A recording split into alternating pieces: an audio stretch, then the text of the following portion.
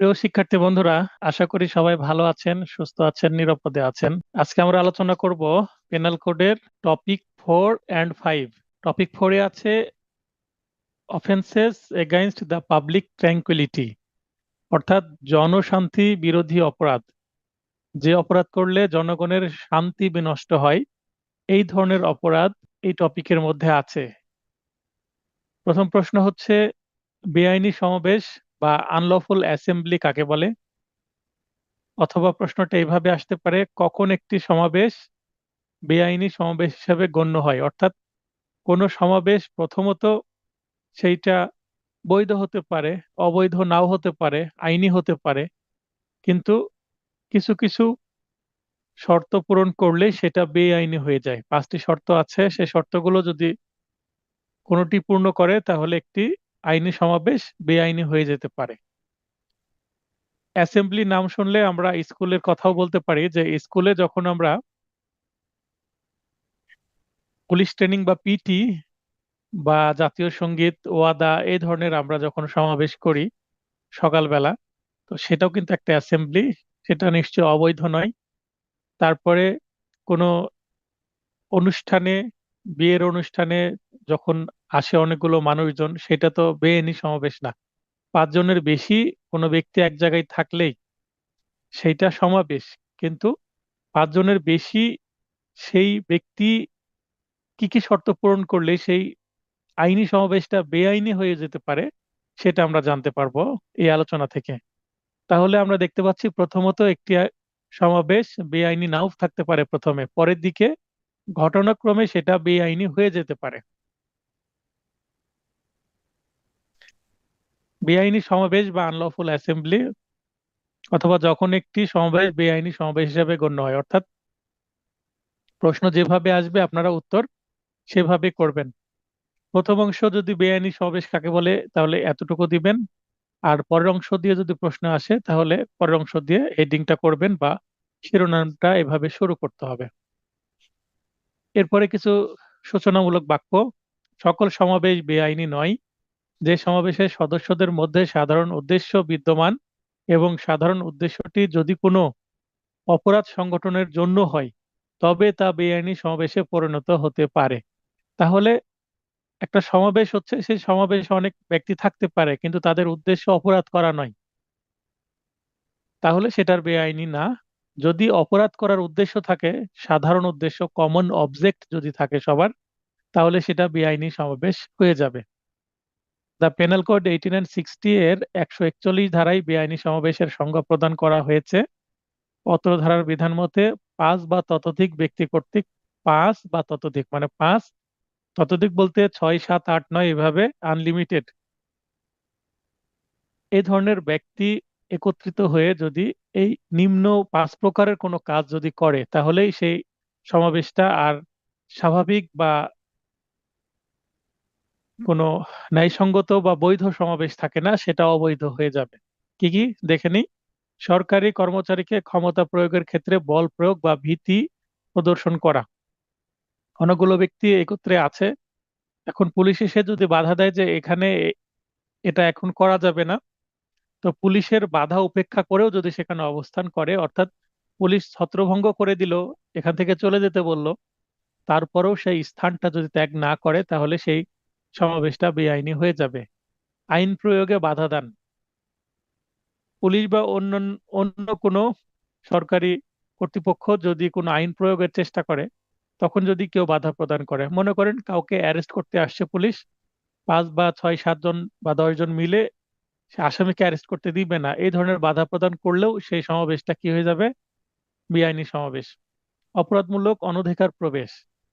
5 বা তার অধিক ব্যক্তি যদি কারো সম্পত্তিতে তার অনুমতি ছাড়া প্রবেশ করে, সেটা ওপেন প্লেসে হতে পারে, কারো মাঠে বা পুকুরে বা দিঘিতে বা কোনো বাগানে, বিভিন্ন ফলের বাগান হতে পারে, বা ক্ষেতের মধ্যে কোনো ফসল আছে সেখানে যদি প্রবেশ করে, সেটা বেআইনি সমাবেশ। অথবা কারো অন্য প্রপার্টি, যেমন কোনো বাসা বা অফিস, সেটাও বেআইনি সমাবেশ হবে। বল প্রয়োগ বা ভীতি প্রদর্শনের মাধ্যমে সম্পত্তি অর্জন বা সম্পত্তি ভোগ দখলের অধিকারে বাধা সৃষ্টি করা। এক্সটর্শন, এক্সটর্শন যদি করে অথবা এক্সটর্শনের চেষ্টা করে কারো সম্পত্তি সেটা ভোগ দখলে বাধা সৃষ্টি করা। মনে করেন যে আমার একটা আম বাগান আছে, সেই আম বাগানে আমি নিজে সেটা ভোগ দখল করব। সে আম বাগানে যদি কেউ আমাকে ভোগ দখলে বাধা সৃষ্টি করে, এবং 1 2 3 4 জন মিলে করলে হবে না, 5 বা তার বেশি ব্যক্তি মিলে করতে হবে, তাহলে সেটা বেআইনি সমাবেশ হয়ে যাবে। তখন আমি বলতে পারবো যে বেআইনি সমাবেশ সংগঠন করে আমার সম্পত্তিতে প্রবেশ করেছে বা আমার ভোগ দখলে বাধা সৃষ্টি করেছে, তখন এইভাবে বলা যাবে। 5 নম্বর হচ্ছে বল প্রয়োগ করে কোনো কাজ করানো বা কাজ হতে বিরত রাখা। অ্যাক্ট মানে কোনো কাজ করা, আর ওমিশন মানে কাজ থেকে বিরত রাখা। যেমন কোনো ব্যক্তিকে একটি বেআইনি কাজ করতে বাধ্য করা। তাহলে 5 বা তার বেশি ব্যক্তি যদি এই চাপটা সৃষ্টি করে, ব্ল্যাকমেল করে বা তাকে কোনো কাজ করতে চাপ প্রয়োগ করে, তাহলে সেটা বেআইনি সমাবেশ হবে। অথবা পুলিশ অ্যারেস্ট করতে আসছে, অ্যারেস্টে বাধা দিচ্ছে, মানে অ্যারেস্ট করা যাবে না। 10 জন 20 জন মিলে বা 100 জন মিলে একটা সমাবেশ করছে, সেখানে সে একজন অপরাধী আছে, তাকে সেখানে পুলিশ বা র্যাব বা কোনো কর্তৃপক্ষ অ্যারেস্ট করতে আসছে প্রশাসনের। তো সেখানে অন্যান্য লোকজন তাকে অ্যারেস্ট করতে দিচ্ছে না, যে আমাদের নেতাকে আমরা নিয়ে যেতে দেব না। তো সেটাও তখন এই স্বাভাবিক যে রাজনৈতিক সমাবেশ, সেটা আর রাজনৈতিক থাকবে না, সেইটা হয়ে যাবে বেআইনি সমাবেশ। মানে সেটা অপরাধ হয়ে যাবে। কি কারণে? ওই যে নেতাকে অ্যারেস্ট করতে বাধা দিল তাই। তো এই যে 5টা পয়েন্ট আমি বললাম, এগুলো মনে রাখবেন, এবং পাঁচটা সংখ্যাটাও মনে রাখবেন। এমসিকিউ এ যারা ব্যাচে আছেন, এমসিকিউ এমসিকিউ পরীক্ষা দিবেন, এটা মনে রাখতে হবে। 141 ধারায় 5টি শর্ত পূরণ করলে বেআইনি সমাবেশ হবে। মানে বেআইনি সমাবেশের শর্ত হচ্ছে 5টি বা উপাদান হচ্ছে 5টি, এলিমেন্ট 5টি, এই 5টি। আশা করি এলিমেন্ট গুলো বুঝতে পারলেন, উদাহরণ দিয়ে বুঝিয়ে দিলাম। এগুলো মনে রাখার চেষ্টা করবেন। পার্শ্বে ফাঁকা জায়গা আছে, প্রয়োজনে আপনারা লাল কালি বা অন্য রঙের কালি দিয়ে ছোট ছোট করে উদাহরণগুলো লিখে নিতে পারেন, যেগুলো আমি মুখে বললাম। যদি ক্লাসে ইনস্ট্যান্ট লিখতে না পারেন, ক্লাসে ইনস্ট্যান্ট লিখতে পারলে সবচেয়ে ভালো হয়। যদি ক্লাসে ইনস্ট্যান্ট নোট করে নিতে না পারেন, আমার নোটের মধ্যে লিখে নেবেন, অথবা অন্য কোনো খাতায় লিখে নেবেন আলাদাভাবে নোট করে। তাহলে আপনার মনে থাকতে সুবিধা হবে। উদাহরণগুলো আপনার লিখার দরকার নাই, কিন্তু মানে পরীক্ষার খাতায় মেবি লিখার দরকার নাই, কিন্তু যদি আপনার নোটে লিখা থাকে তাহলে আপনার বিষয়টা বুঝতে সুবিধা হবে। তাহলে যদি লাইভ ক্লাসে মিস হয়ে যায় লিখতে, আপনি পরবর্তীতে যখন আজ রাত্রে বা কালকে ভিডিওটা দিয়ে দিব এই ক্লাসের, তখন আপনারা কি করতে পারবেন, সে ভিডিও দেখেও নোট করে নিতে পারবেন। তার মানে আপনাকে নোট করলে আমার নোটটা ডেভেলপ হবে, আপনার নিজের মতো করে তৈরি করে নিতে পারবেন আরো কিছু তথ্য অ্যাড করে। তাহলে প্রথমে দিলাম সূচনা, তারপরে কত ধারায় আছে সেটা বললাম, সংজ্ঞা দিয়ে দিলাম উপাদান সহ। এরপর আমরা উপসংহার দিব 2 লাইনে। উপরোক্ত অপরাধমূলক কার্যসমূহ সম্পাদন করলে কোনো সমাবেশ বেআইনি সমাবেশ হিসেবে গণ্য হবে। একটি সমাবেশ শুরুতে বেআইনি না থাকলেও পরবর্তীতে বেআইনি সমাবেশে পরিণত হতে পারে। তাহলে এই প্রশ্নটা 5 নম্বরের জন্য ম্যাক্সিমাম আসতে পারে, আসলে এইভাবে উত্তর করতে হবে। পরে প্রশ্ন, বেআইনি সমাবেশের কোনো সদস্যের কি কি শাস্তি হতে পারে? তাহলে বেআইনি সমাবেশের কিন্তু শাস্তির বিধান একাধিক আছে। যেমন চুরির শাস্তির বিধান আছে অনেকগুলো। চুরির মানে শাস্তির বিধানগুলো আছে 379, 80, 81, 82 এই ধারাগুলোতে আছে। আর 378-এ আছে সংজ্ঞা। তেমনি বেআইনি সমাবেশের সংজ্ঞা আমরা দেখলাম 141-এ। পরবর্তী সেকশনগুলোতে আছে সাজার সেকশন। আমরা দেখে নিই। বিভিন্ন পরিস্থিতিতে বেআইনি সমাবেশের কোনো সদস্যের শাস্তিসমূহ দ্য পেনাল কোড 8960 এর সংশ্লিষ্ট ধারার বিধান মতে নিম্নে উল্লেখ করা হলো। আবারও বলছি আপনাদের, এই যে আইনের নাম লেখার সঠিক পদ্ধতি হচ্ছে ইংলিশে লিখবেন। প্রথমে আপনারা আইনের নাম দিবেন, তারপর একটা কমা দিবেন, তারপরে দিবেন সাল, এভাবে ইংরেজিতে দিবেন। এবং আইনের নাম লেখার আরো একটা বিষয় লক্ষ্য করবেন, যে সাল এবং আইনের নামের মাঝখানে একটা কমা থাকছে, এই কমাটা অবশ্যই আপনাদের দিতে হবে, না হলে ভুল হয়ে যাবে। আবার আরো একটা বিষয় আছে, দা লিখার প্রথমে টি বড় হাতের, টি বড় হাতের, সি বড় হাতের, এটাকে বলে হচ্ছে title case. Sentence sentence case হচ্ছে সেন্টেন্সের প্রথম যে শব্দ, সেই শব্দের প্রথম যে লেটার সেটা বড় হাতের হবে, ক্যাপিটাল লেটার হবে। কিন্তু আইনের নামগুলো আপনাদের লিখতে হবে মানে টপিক কেস বা টাইটেল কেস। টাইটেল কেসের প্রতিটা ওয়ার্ডের যে লেটারগুলো বড় হাতের হবে, এগুলো আমি বলে দিলাম এই কারণেই, আমি দু একজনকে দেখেছি তারা এই আইনের নাম লেখার সময় পেনাল কোড লিখবেন কিন্তু পিটা ছোট করে লিখবেন। মানে পিটা একটু নিচে নেমে গেলেই তো ছোট হাতের হয়ে গেল, সিটা একটু নিচে নেমে গেলে ছোট হাতের হয়ে গেল, তখন এটা কিন্তু ভুল হয়ে যাবে। আইনের নাম আপনারা এইভাবে লিখবেন, আমি সতর্ক করে দিলাম, যেন সূক্ষ্ম সূক্ষ্ম জিনিসও আপনাদের ভুল না হয়। একেবারে পারফেক্ট হতে হবে আপনাদের খাতা, তাহলে নম্বর বেশি পাবেন।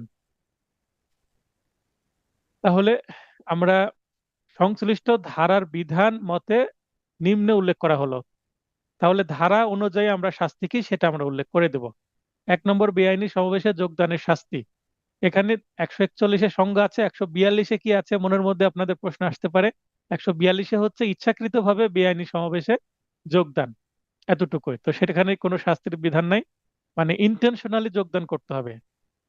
আচ্ছা, 143-এ শাস্তি আছে, 143 ধারার বিধান মতে যে ব্যক্তি বেআইনি সমাবেশের সদস্য হবে তার শাস্তি অনূর্ধ্ব 6 মাস সশ্রম বা বিনাশ্রম কারাদণ্ড বা অর্থদণ্ড বা উভয় দণ্ড হতে পারে। প্রথম সাজার ধারা গেল, দ্বিতীয় মারাত্মক অস্ত্রে সজ্জিত হয়ে বেআইনি সমাবেশে যোগদানের শাস্তি। তাহলে আগের ক্ষেত্রে কোনো অস্ত্র নাই, এবার মারাত্মক অস্ত্র। 144 ধারার বিধান মতে পেনাল কোডের 144, এখানে উপরে যেহেতু আইনের নাম বলেই দিয়েছি, পরের দিকে কিন্তু আর আইনের নাম রিপিট করছি না আমি। প্রথমে যেহেতু উপরে আইনের নাম বলেই দিয়েছি, পরে দেখেন আইনের নাম আমি রিপিট করছি না, আমি বুঝিয়ে দিচ্ছি যে হ্যাঁ এটা পেনাল কোডেরই ধারা। 144 ধারার বিধান মতে মারাত্মক অস্ত্রে সজ্জিত হয়ে বেআইনি সমাবেশে যোগদানের শাস্তি অনূর্ধ্ব 2 বছর সশ্রম বা বিনাশ্রম কারাদণ্ড বা অর্থদণ্ড বা উভয় দণ্ড। তাহলে প্রতিটা ক্ষেত্রে দেখেন সশ্রম বা বিনাশ্রম, কারাদণ্ড বা অর্থদণ্ড বা উভয় দণ্ড, প্রতিটা ক্ষেত্রে এরকম হচ্ছে। 3 নম্বরে, ছত্রভঙ্গ করার নির্দেশ দেওয়ার পরেও, মানে পুলিশ এসে বলে দিল, এই যে হাতে হ্যান্ড মাইক থাকে, হ্যান্ড মাইক দিয়ে কি করে অ্যানাউন্স করে যে আপনারা চলে যান, এখানে আর থাকা যাবে না, এটাকে বলে ছত্রভঙ্গ করা। অথবা লাঠি চার্জ করছে, লাঠি দিয়ে হয়তো দু একজনকে দু একটা বসিয়ে দিচ্ছে, দেওয়ার পরে এখান থেকে চললে মানে সরে যেতে বলছে, তো এই যে সরে যেতে বলার অ্যানাউন্সমেন্ট বা একটু লাঠি চার্জ করা বা রাবার বুলেট বা কোনো টিয়ার গ্যাস এগুলো আহ, নিক্ষেপ করা, এগুলো যদি প্রয়োগ করা হয়, তো এইটা হচ্ছে আংশিক সামরিক শক্তি প্রয়োগ করা প্রাথমিকভাবে, তো এটাকেও ছত্রভঙ্গেরই একটা অংশ। ছত্রভঙ্গ করার পদ্ধতি এগুলোই। বেআইনি সমাবেশে অবস্থানের শাস্তি, ছত্রভঙ্গ করার পরেও থেকে গেল, পুলিশ নিষেধ করছে থাকতে তারপরও থাকছে, তাহলে 145 ধারার বিধান মতে ছত্রভঙ্গ করার নির্দেশের পরও বেআইনি সমাবেশে অবস্থানের শাস্তি অনূর্ধ্ব 2 বছর সশ্রম বা বিনাশ্রম কারাদণ্ড বা অর্থদণ্ড বা উভয় দণ্ড। এই যে 145 ধারায় হাতে অস্ত্র থাক আর না থাক 2 বছর, আর 144 ধারায় হাতে অস্ত্র থাকলে 2 বছর, ছত্রভঙ্গ করার বিষয়টি এখানে নাই। আশা করি বুঝতে পেরেছেন, প্রথমে 6 মাস, তারপরে 2 বছর, তার মানে এখানে 4 গুণ সাজা বেড়ে গেল, তারপরে আবার 2 বছর একে আছে, তাহলে তিনটা আমরা সাজার সেকশন দেখতে পাচ্ছি। এগুলো মনে রাখবেন, এবং আমি যেভাবে উপস্থাপন করেছি এভাবে উপস্থাপন করলে পয়েন্ট আউট করে, তাহলে এটা খুবই চমৎকার একটা উত্তর হবে। যিনি খাতা দেখবেন তিনি কিন্তু সহজে ভালো নম্বর দিবেন। এই প্রশ্নটার হয়তোবা তিনটা যেহেতু সেকশন আছে, 3 নম্বরের জন্য উত্তর আসতে পারে। তারপরে দাঙ্গা কাকে বলে বা রায়োটিং, দাঙ্গার শাস্তি সমূহ কি কি? দাঙ্গার সংজ্ঞা দিব, ইংরেজিতে ব্র্যাকেটে রায়োটিং দিয়ে দিলে ভালো হয়, তার মানে আপনি ইংরেজিটাও জানেন, সঠিক বানান যদি জানা থাকে অবশ্যই দিবেন, তাহলে সুবিধা হবে কি, ইংরেজিতে যদি রায়োটিং কাকে বলে প্রশ্ন আসে তাহলে আপনি উত্তর করতে পারবেন।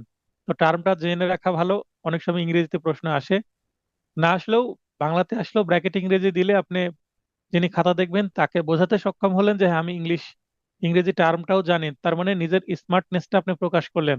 এইভাবেই নম্বর নিয়ে আসতে হবে, যিনি খাতা দেখবেন তাকে কনভিন্সড করে। দ্য পেনাল কোড 1860 এর 146 ধারায় দাঙ্গা এর সংজ্ঞা দেওয়া হয়েছে।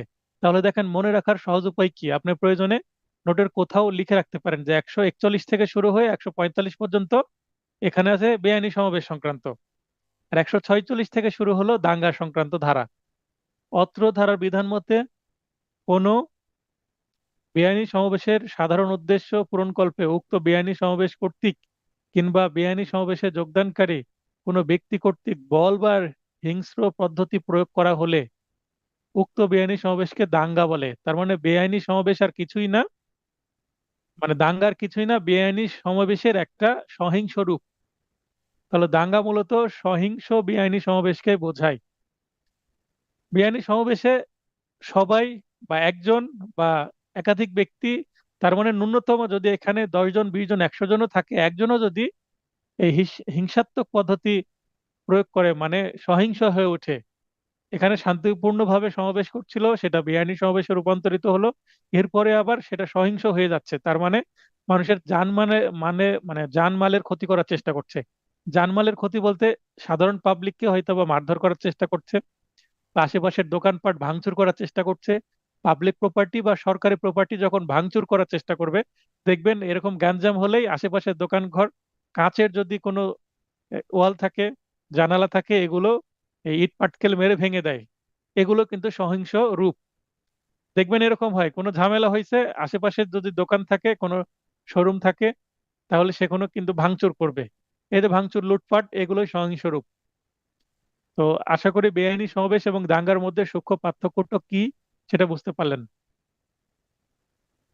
দাঙ্গার শাস্তি সমূহ, এবার দাঙ্গার শাস্তিগুলো আমরা দিয়ে দিচ্ছি। ধারা 147-এর বিধান মতে দাঙ্গার শাস্তি অনূর্ধ্ব 2 বছর সশ্রম বা বিনাশ্রম কারাদণ্ড বা অর্থদণ্ড বা উভয় দণ্ড। তাহলে আমরা দেখলাম যে 45, 144, 145, 147 সবগুলোরই 2 বছর কারাদণ্ড। 148 ধারার বিধান মতে মারাত্মক অস্ত্রে সজ্জিত হয়ে দাঙ্গা করার শাস্তি, এর আগে আমরা দেখলাম মারাত্মক অস্ত্রের শাস্তি 2 বছর।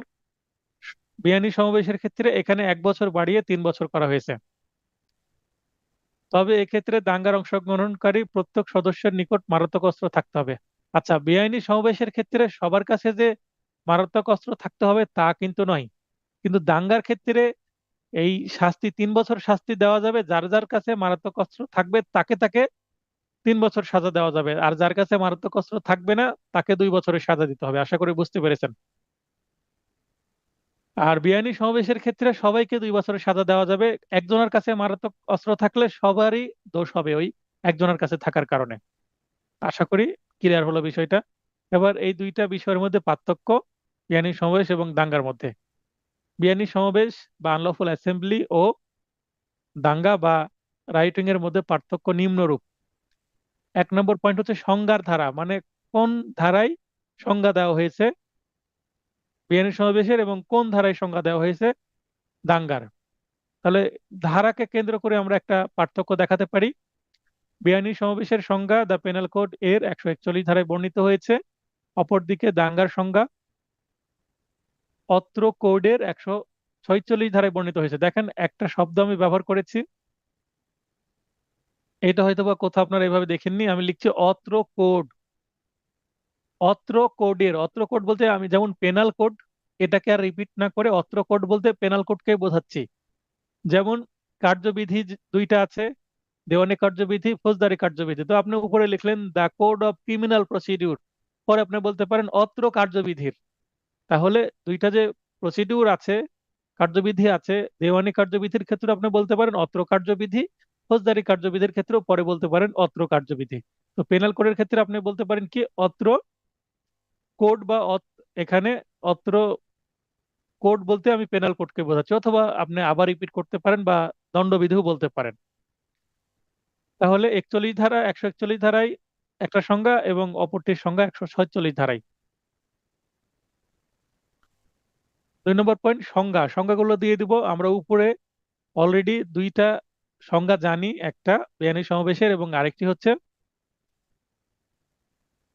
দাঙ্গার সংজ্ঞা, অলরেডি পড়েছি, তাই আর এটা পড়লাম না। 3 নম্বর অপরাধের প্রকৃতি, কোন অপরাধটা হালকা কোন অপরাধটা একটু গুরুতর, অর্থাৎ কোনটি লঘু অপরাধ কোনটি গুরুতর অপরাধ। বেআইনি সমাবেশ অপেক্ষাকৃত লঘুতর অপরাধ, কিন্তু দাঙ্গা অপেক্ষাকৃত গুরুতর অপরাধ। বেআইনি সমাবেশ হলে সেখানে জানমালের ক্ষতি হয় না, মানে মানুষ আহত হয় না, কিংবা আশেপাশের দোকানপাট বা সরকারি বা পাবলিক প্রপার্টির ক্ষয়ক্ষতি হয় না।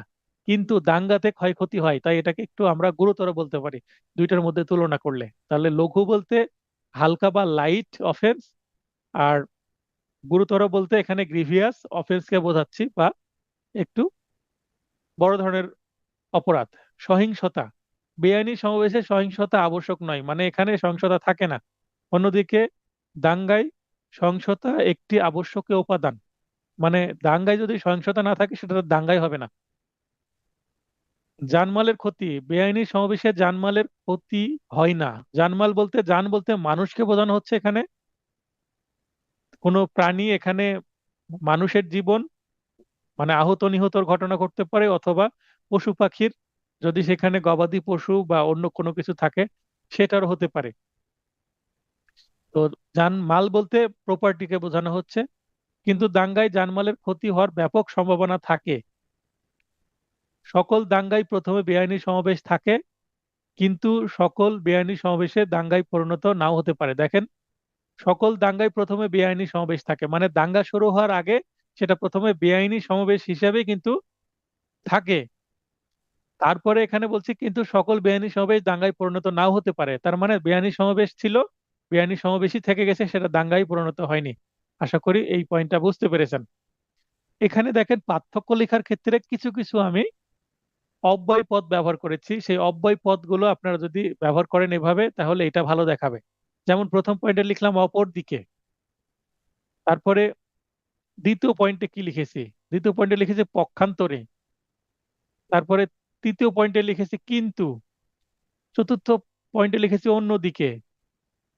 তারপরে দেখেন, আবার লিখেছি কিন্তু, শেষে আবার লিখেছি কিন্তু। তাহলে এই যে আমি মাঝখানে অপর দিকে, পক্ষান্তরে, কিন্তু, অন্যদিকে, কিন্তু কিন্তু এই যে আমি প্রতিটা সেন্টেন্সের মাঝখানে কোনো না কোনো শব্দ ইউজ করছি। এখন এটা যদি আপনি এক নম্বরে অপর দিকে না লিখে কিন্তু লিখেন বা পক্ষান্তরে লিখেন, মানে একটা, এক নম্বরে যেটা লিখেছি অপর দিকে সেটাই যে এক নম্বরে লিখতে হবে তা না, আপনি এক নম্বরে কিন্তু লিখেন।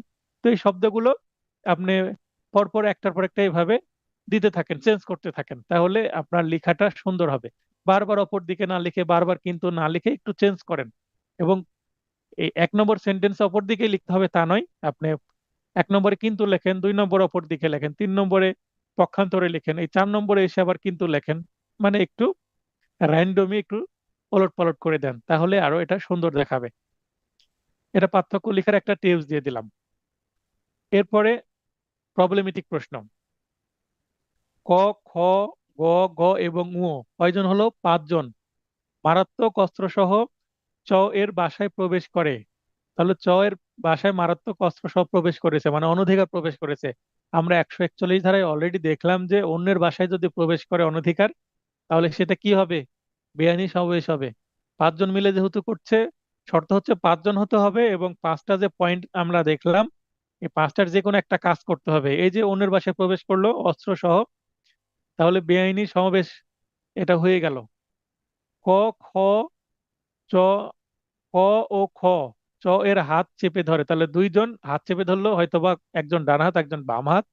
এবং গ ধারালো অস্ত্র দ্বারা চকে আঘাত করে, চ ঘটনাস্থলে মারা যায়। তাহলে এখানে পার্ট প্লে বা অ্যাক্টিভিটি আমরা দেখতে পাচ্ছি কয়জনার? তিনজনার। কার কার? ক, ক, খ, এবং এখানে অস্ত্র দিয়ে আঘাত করলো গ। তাহলে তিনজন পার্ট প্লে করেছে, গেছে পাঁচজন কিন্তু তিনজন কাজ করলো। দুইজন হাত ধরলো ক, খ, এবং গ হচ্ছে অস্ত্র দিয়ে স্ট্যাপ বা স্টেপ করলো বা আঘাত করলো। তাহলে চ ঘটনাস্থলে মারা গেল। আউটপুট কি হলো ঘটনার? একজন ব্যক্তি মারা গেল, নরহত্যা হলো বা মার্ডার হলো। উক্ত মামলায় উওকে কিভাবে অভিযুক্ত করা যায়? তাহলে উও কি কিছু করেছে? উও শুধু সেখানে ওদের সাথে গিয়েছে কিন্তু কিছু করেনি, হয়তোবা তাকিয়ে থেকে শুধু দেখেছে। কিছু করেছে কিনা যেহেতু উল্লেখ করা নেই, আমরা ধরে নিতে পারি সে দাঁড়িয়েই ছিল, কিছু করেনি। এবং এখানে আমরা দেখতে পাচ্ছি দুইজন কিছু করেনি। কে কে? দুইজনের মধ্যে কে কে কিছু করেনি? এই যে ঘ এবং ও কিছু করেনি। তাহলে ঘ এবং ও, এখানে প্রশ্ন আসতে পারে উক্ত মামলায় ঘ কে কিভাবে অভিযুক্ত করা যেতে পারে, যদিও এখানে ও আছে, তাহলে ঘ দিয়েও প্রশ্ন আসতে পারে। অথবা ঘ এবং ও কে কিভাবে অভিযুক্ত করা যেতে পারে, একই কথা। তার মানে যারা বেআইনি সমাবেশের সদস্য ছিল, অস্ত্র ছিল, অন্যের বাসায় প্রবেশ করেছে, সেখানে গিয়ে যারা কিছুই করেনি, জাস্ট সেখানে বেআইনি সমাবেশের সদস্য হিসেবে উপস্থিত ছিল, এতটুকুর জন্য তাদেরকে সাজা দেওয়া যাবে কিনা, এটাই এই প্রশ্নের মূল বক্তব্য। সংশ্লিষ্ট আইনের আলোকে আলোচনা করুন। আচ্ছা, এরপরে ঘটনা ঘটনা দিয়ে এই যে ঘটনাস্থলে মারা যায় এতটুকু হুবহু প্রশ্ন থেকে দিয়ে দেওয়া যাবে অথবা নিজের ভাষায় দিতে হবে। বিচার্য বিষয় হচ্ছে উক্ত মামলায় উহাকে কিভাবে অভিযুক্ত করা যায়। প্রাসঙ্গিক আইন, দ্য পেনাল কোড 1860 এর 149 ধারার বিধান মতে আমরা জানি 149 হচ্ছে কমন অবজেক্টের বিষয়ে বলা আছে যে কমন অবজেক্ট মানে সবার উদ্দেশ্য যদি এক থাকে তাহলে বেআইনি সমাবেশের সকল ব্যক্তিকে কিন্তু সমভাবে কি করা যাবে, জয়েন্টলি, মানে একের দায় যেটা যৌথ দায় বলে, মানে সবারই শাস্তি একই হবে, এটা 149 ধারার বক্তব্য। যে উ এবং গ সেখানে উপস্থিত ছিল, কিছু করেনি, তারপরেও সেখানে উপস্থিত থাকার কারণে এই যে শুধুমাত্র গ আঘাত করেছে, ক খ তো শুধু ধরেছিল হাত, ক খ হয়তো বা সামান্য অপরাধ করেছে, কিন্তু সবচেয়ে বড় অপরাধ করেছে কে, গ, মানে 302 ধারার খুনের অপরাধ করেছে গ। কিন্তু এখানে এই পাঁচজনকেই এই খুনের জন্য মৃত্যুদণ্ড দেওয়া যেতে পারে, যদিও ঘ এবং ও সেখানে উপস্থিত ছিল, কিছু করেনি। কারণ এটা 149 ধারার বক্তব্য। অত্র ধারা বিধান মতে কোনো ব্যক্তিকে অভিযুক্ত ও দণ্ড প্রদান করতে হলে কিছু শর্ত পূরণ করতে হয়। শর্তগুলো হলো তিনি অবশ্যই কোনো না কোনো বেআইনি সমাবেশের সদস্য হবেন এবং উপস্থিত থাকবেন। তাহলে ঘ এবং ও দুইজনই কিন্তু বেআইনি সমাবেশের সদস্য ছিল এবং ওই চ এর বাড়িতে কিন্তু উপস্থিতও ছিল। এই শর্তটা হুবহু মিলে গেল। 2 নম্বর, উক্ত বেআইনি সমাবেশ যে উদ্দেশ্যে সংগঠিত হবে তা তিনি পূর্ব থেকে জানবেন। এখন আমরা ধরে নিতে পারি যে চকে মেরে ফেলার উদ্দেশ্যেই কিন্তু তার বাসায় গেছে, কারণ একেবারে দ্রুত তারা সেখানে গেল, দুইজন হাত ধরলো, একজন অস্ত্র দিয়ে আঘাত করে মেরেই ফেললো, তার মানে একেবারে ক্লিয়ার বোঝা যাচ্ছে তাদের কমন অবজেক্ট হচ্ছে এই চকে হত্যা করা। তো তাদের এটা সাধারণ উদ্দেশ্য, যেহেতু অস্ত্র নিয়ে যাচ্ছে তাহলে ঘ এবং ও জানতো যে এখানে কি হতে চলেছে, চ যে মারা যেতে পারে এটা জানতো, অতএব সবাইকে মৃত্যুদণ্ড দেওয়া যেতে পারে।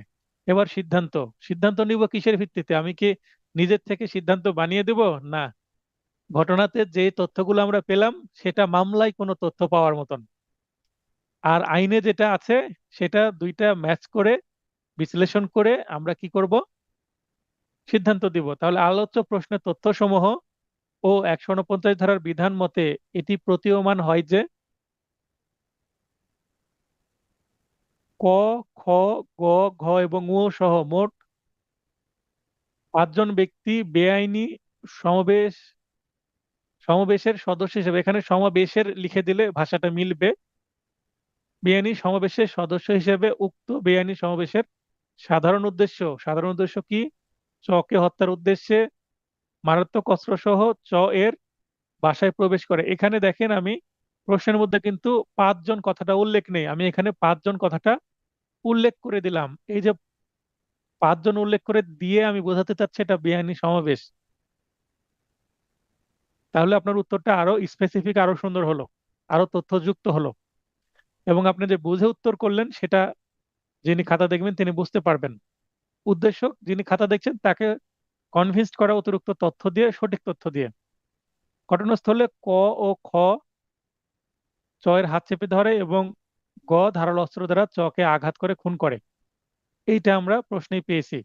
এখানে দণ্ডবিধি 1860-এর বা দ্য পেনাল কোড 1860 ইংলিশেও লিখতে পারেন, 302 ধারায় খুনের অপরাধ সংঘটিত হয়েছে। উক্ত ঘটনায় যদিও ঘ এবং ও এর খুনে সক্রিয় অংশগ্রহণ নেই মানে কিছুই করেনি, পার্ট প্লে নেই, তবুও তাদের সবাইকে সাধারণ উদ্দেশ্য বাস্তবায়ন করার জন্য, মানে সবাই চেয়েছিল চকে মেরে ফেলতে, বেআইনি সমাবেশের সদস্য হিসেবে দণ্ডবিধির 302 এবং 149 ধারায় অভিযুক্ত করা যাবে। তার মানে এই মামলা, এই ধরনের যদি ঘটনা ঘটে চার্জ গঠন করা হবে 302 সাথে 149, এখানে 34 ধারা আসবে না, বা এখানে অ্যাবেটমেন্টের কোনো 109 বা 114 বা 110, 11 এই ধারা কোনো কিছু আসবে না, 149-এর সাথে 302 এর সাথে শুধুমাত্র 149 আসবে, 34ও আসবে না। সুতরাং বলা যায় যে উক্ত ঘটনার প্রেক্ষিতে দায়েরকৃত মামলায় ওকে দণ্ডবিধির 302 এবং 149 ধারায় অভিযুক্ত করে বিচার করা যাবে। প্রশ্নে কি চেয়েছিল, ওর কি করব, হ্যাঁ ওকে এই দুইটি ধারায় চার্জ গঠন করে বিচার করা যাবে। যদি প্রমাণ হয় সে এখানে ছিল তাহলে অবশ্যই এবং যদি প্রমাণ হয় যে হ্যাঁ ও জানতো যে এখানে চকে মারতে গিয়েছে, মেরে ফেলতে গিয়েছে, তাহলে সাধারণ উদ্দেশ্য থাকার কারণে ওরও এখানে কি হতে পারে, একই দণ্ড হতে পারে মৃত্যু সংগঠন করার জন্য, মানে মৃত্যুদণ্ড হতে পারে। এরপরে আমাদের গুরুত্বপূর্ণ একটি টপিক। আচ্ছা, এই মুহূর্তে যে টপিকটা শেষ করলাম, এই টপিকের উপরে যদি কারো প্রশ্ন থাকে এই মুহূর্তে প্রশ্নগুলো করেন। পরবর্তী টপিকে যাওয়ার আগে এই টপিকের প্রশ্নগুলো কমপ্লিট করে ফেলি। বেআইনি সমাবেশ, দাঙ্গা এবং বেআইনি সমাবেশের উপরে আমরা একটা প্রবলেমেটিক প্রশ্ন পড়লাম। বেআইনি সমাবেশ এবং দাঙ্গার পার্থক্যটুকুও দেখলাম। গতবার 2023 সালের ডিসেম্বর মাসে যে পরীক্ষাটা হয়, মেবি 23 ডিসেম্বর, সেই পরীক্ষাতে অনেকগুলো প্রবলেমেটিক প্রশ্ন আসে এবং ড্রাফটিং আসে। তো প্রবলেমেটিক প্রশ্নের সাথে আবার এই পার্থক্য পার্থক্য রিলেটেড প্রশ্ন আসে। তো পার্থক্য কিন্তু যেগুলো চলে আসছে সেগুলো যদি না আসে, এবার কিন্তু এই যে দাঙ্গা এবং বেআইনি সমাবেশের পার্থক্যটা কিন্তু এবার কি আছে, মানে খুবই আসার সম্ভাবনা আছে। কারণ এটা আসেনি এবং এটা কিন্তু খুবই গুরুত্বপূর্ণ একটি পার্থক্য। কেন? কারণ এখন বাংলাদেশের যে পরিস্থিতি, যে ঘটনাগুলো ঘটছে, এই বেআইনি সমাবেশ, দাঙ্গা এগুলোর সঙ্গে অনেকটা রিলেটেড। অতএব এইটা খুবই, মানে কি বলে, প্রাসঙ্গিক একটা টপিক হয়ে যাবে এখান থেকে প্রশ্ন করার জন্য। তাই আমরা ধরে নিতে পারি এটা 3 স্টার আমরা দিতে পারি যে এখান থেকে প্রশ্ন আসতে পারে এই টপিকটা। এবং আমি খুবই মানে গবেষণা করে আপনাদের জন্য এই পেনাল কোডের 8টি টপিক নির্ধারণ করেছি। এই 8টি টপিক থেকে আশা করি কমন পেতে পারেন। তো আপনারা যেহেতু প্রশ্ন করছেন না, আমি চলে যাই পরের টপিকে। পরের টপিক হচ্ছে topic 5, offences again offences affecting life, মানে জীবন ক্ষুণ্ণকারী অপরাধ। এমন অপরাধ যেটাতে মানুষের জীবন ক্ষুণ্ণ হয়, মানে মানুষ মারা যেতে পারে যে অপরাধ করলে। সেই অপরাধগুলো সংক্রান্ত আমরা 5টা প্রশ্ন পড়ব। প্রথম প্রশ্ন, অপরাধমূলক নরহত্যা কি? অপরাধমূলক নরহত্যা কি? ইংরেজিতে হচ্ছে কালপেবল হোমিসাইড কি? নরহত্যা কখন খুন এবং কখন খুন নয়? উদাহরণ সহ উত্তর দিন। এই যে প্রশ্ন আমি এই মুহূর্তে পড়লাম, এইটা কিন্তু নানান ভাবে আসতে পারে। একই প্রশ্ন ঘুরিয়ে পেঁচিয়ে নানান ভাবে আসতে পারে। তো এইটা আমি এর আগের ব্যাচ 1-এর, এটা যেহেতু ব্যাচ 2 এর দ্বিতীয় ক্লাস চলছে, ব্যাচ 2 এর দ্বিতীয় ক্লাস চলছে, অর্থাৎ 38টা ক্লাস হয়েছে ব্যাচ 1-এর রিটেনের জন্য। আর 39তম ক্লাস থেকে ব্যাচ 2 এর ক্লাস শুরু হয়েছে। তো আমি যেহেতু ব্যাচ 1 কে ব্যাচ 2 এর সাথে ক্লাস করার সুযোগ দিই, কারণ যদি ক্লাস কন্টিনিউ করা না হয় তো ব্যাচ 1-এর সবাই তো পড়া ভুলে যাবেন। তো আমি তাদেরকেও যেহেতু একসাথে করছি, তাই আমি একসাথে এটা চলছে। তার মানে ব্যাচ 1-এর জন্য রিভিশন হচ্ছে, আর ব্যাচ 2 এর জন্য এটা মূল ক্লাস হচ্ছে। তো আমি যেটা বলছিলাম, ক্লাস টেস্টে কিন্তু এই প্রশ্নটাকে আমি ঘুরিয়ে পেঁচিয়ে অলরেডি দিয়েছি, আরো ঘুরিয়ে পেঁচিয়ে দেওয়া যায়। তো কিভাবে কিভাবে আসতে পারে আপনারা ক্লাস টেস্ট গুলো দিলে এবং যারা ব্যাচ 1-এ ছিলেন ক্লাস টেস্টের প্রশ্নগুলো দেখলে বুঝতে পারবেন। ইভেন আপনাদের কাছে যদি কোনো গাইড থাকে, তাহলে এই যে টপিকের উপরে যে প্রশ্নগুলো আছে বিগত সালের, দেখবেন এইটা কি কি ভাবে আসছে। দেখেন, এই যে নরহত্যা কখন খুন হয় এবং কখন খুন হয় না, এটাকে আবার কিভাবে বলা যায়? হত্যার সমপর্যায়ভুক্ত নরহত্যা এবং হত্যার সমপর্যায়ভুক্ত নয় এমন নরহত্যার মধ্যে পার্থক্য। তার মানে উপরে যেটা বললাম ওইটাই কিন্তু এখানে। উপরে হচ্ছে মূল আর নিচে হচ্ছে পার্থক্য। পার্থক্যটাও কিন্তু খুবই গুরুত্বপূর্ণ। আচ্ছা, আমরা প্রথম প্রশ্ন পড়ি। অপরাধমূলক বা নিন্দনীয় বা দণ্ডনীয় নরহত্যা, ইংরেজিতে কালপেবল হোমিসাইড। ইংরেজি কিন্তু একটাই, কালপেবল হোমিসাইড।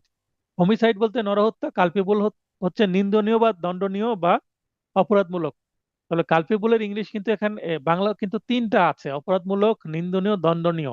3টা আপাতত প্রচলিত আমরা দেখতে পাই। আরো নতুন শব্দ বানিয়েও প্রশ্ন করতে পারে, আমাদের বুঝে নিতে হবে। তো যদি প্রশ্ন বাংলায় করে অপরাধমূলক নরহত্যা, নিন্দনীয় নরহত্যা বা দণ্ডনীয় নরহত্যা, যেটাই বলুক না কেন উত্তর একই।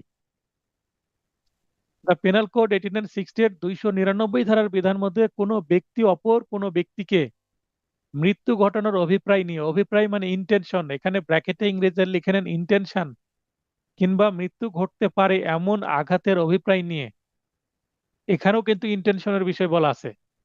মৃত্যু ঘটতে পারে এমন বিষয় জেনে কোনো কার্যের মাধ্যমে মৃত্যু ঘটায় তবে তা অপরাধমূলক নরহত্যা হিসেবে গণ্য হবে।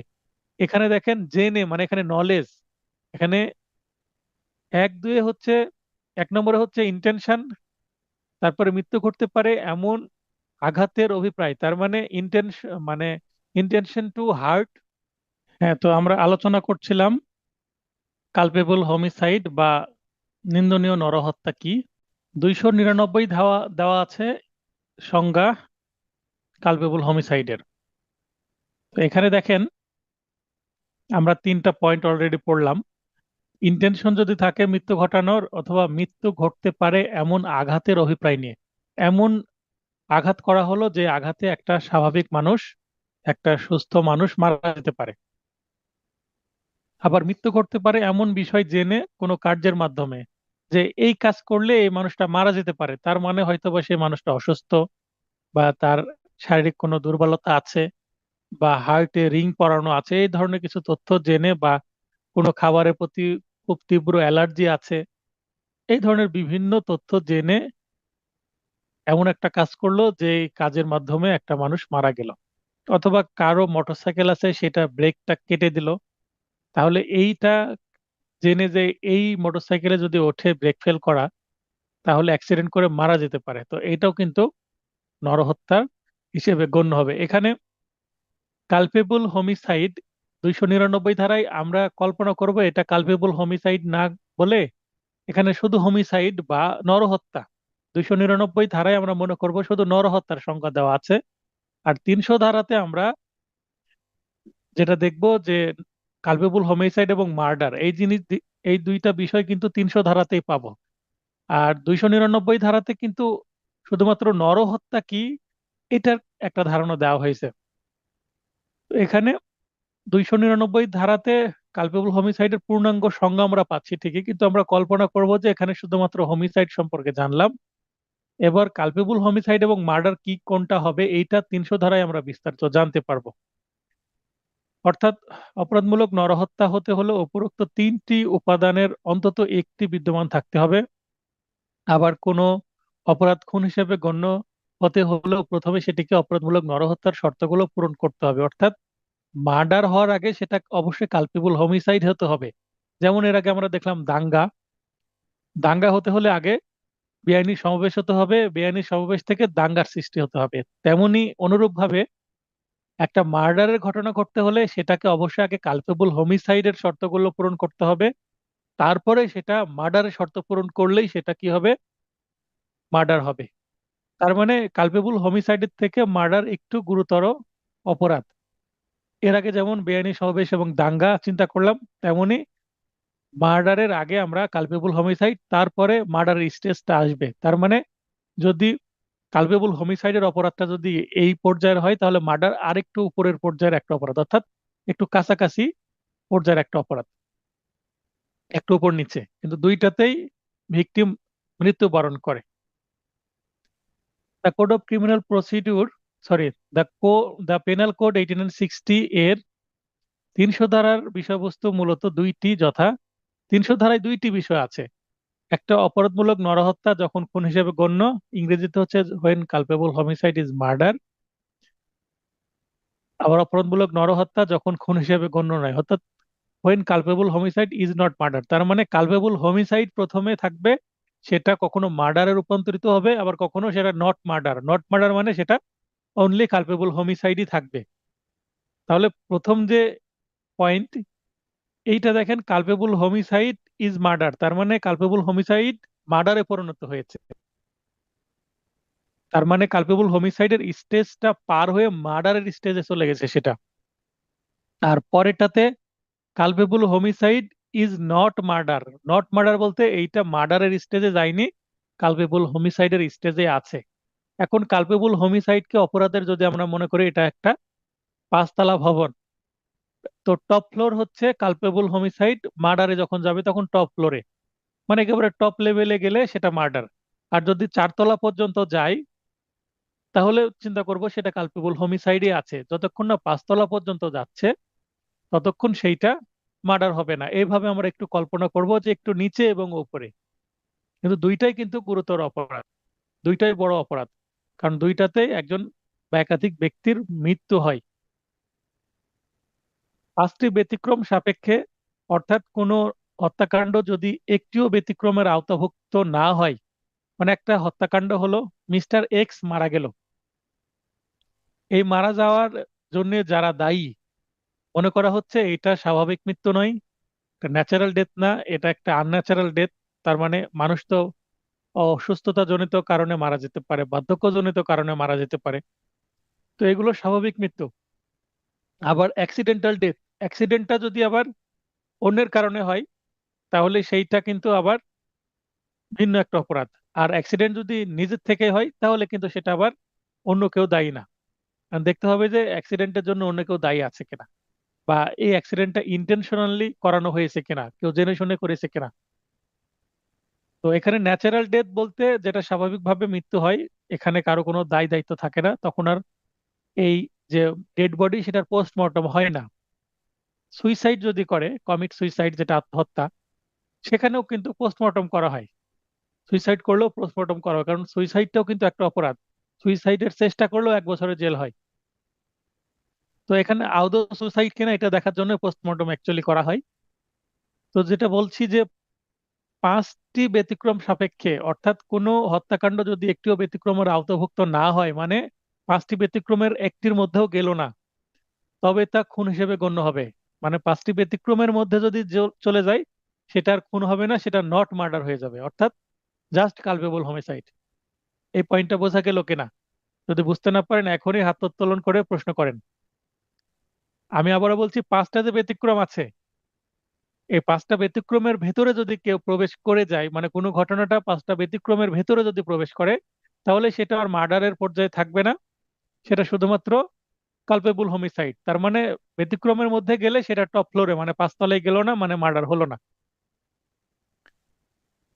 পক্ষান্তরে কোনো হত্যাকাণ্ড যদি পাঁচটি ব্যতিক্রমের অন্তত একটির আওতাভুক্ত হয়, মানে একটির মধ্যেও যদি চলে যায়, তাহলে তবে তা খুন হিসেবে গণ্য হবে না।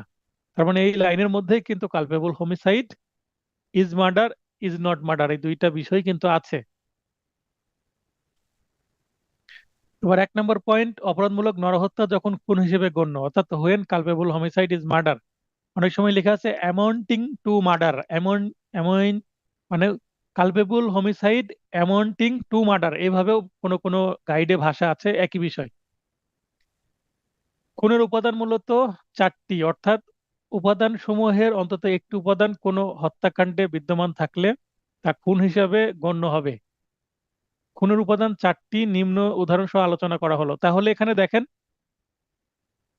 কালপেবল হোমিসাইড হওয়ার জন্য পাঁচটি ব্যতিক্রম আছে। এই ব্যতিক্রম কেন বলা হচ্ছে? কারণ খুনের ব্যতিক্রম, তাই কালপেবল হোমিসাইডই সেটা থাকবে, খুন হবে না। তার মানে খুন হতে যেও খুন হবে না যদি পাঁচটি ব্যতিক্রমের মধ্যে পড়ে। আবার খুন হওয়ার জন্য খুন কি জিনিস সেটা বোঝার জন্য কিন্তু আবার চারটা উপাদান আছে, চারটা এলিমেন্ট আছে। তো চারটা এলিমেন্টের মধ্যে যদি পড়ে তাহলে আমরা বুঝবো যে চারটা এলিমেন্ট আছে এই ঘটনার মধ্যে, তার মানে এইটা কি মার্ডার, খুন। অপরদিকে যদি চিন্তা করি পাঁচটা ব্যতিক্রম আছে কিনা এর মধ্যে, ঘটনার মধ্যে পাঁচটা ব্যতিক্রমের কোনোটার আওতায় গেছে কিনা, সেটা আমাদের চেক করতে হবে। তার মানে এখানে 9টা বিষয়, চারটা খুনের উপাদান এবং পাঁচটা ব্যতিক্রম 300 ধারায়। চারটা উপাদান, খুনের এবং ব্যতিক্রম, এই 300 ধারায় যে 9টি বিষয় মাথায় নেওয়ার পরে আমরা কি করতে পারবো, একটা ঘটনা সেটা culpable homicide, just culpable homicide, না এটা মার্ডারও বটে, মানে মার্ডার হয়ে গেছে। এটা নির্ধারণের জন্য আবারও বলছি, চারটা উপাদান আমাদের মনে রাখতে হবে এবং পাঁচটি ব্যতিক্রম মনে রাখতে হবে। চারটি উপাদানের মধ্যেই যদি সীমাবদ্ধ থাকে তাহলে সেটা মার্ডার। আর কোনো পাঁচটির একটি ব্যতিক্রমের মধ্যেও যদি চলে যায়, সেইটা আর মার্ডার হবে না, সেটা জাস্ট কালপেবল হোমিসাইড, মানে নট মার্ডার। এই বিষয়টা বারবার রিপিট করছি, একটু জটিলভাবে অনেক বই লেখা আছে, তাই বুঝতে সমস্যা হয়। আশা করি এই আলোচনার পরে আপনাদের বুঝতে সমস্যা হবে না। এই 9টি বিষয় মাথায় নিয়ে পাঁচ আমরা প্রথমে চারটি উপাদান পড়ব, তারপরে পাঁচটি ব্যতিক্রম পড়ব। প্রথমত, মৃত্যু ঘটানোর অভিপ্রায়, মানে ইন্টেনশন নিয়ে হত্যা, তার মানে মেরে ফেলানোর, খুন করার উদ্দেশ্য নিয়েই হত্যা করা। মানে এমন আঘাত করব বা এমন কাজ করব যেন বেঁচেই না থাকে, উদ্দেশ্যই মেরে ফেলা। ইন্টেনশনটা এখানে গুরুত্বপূর্ণ।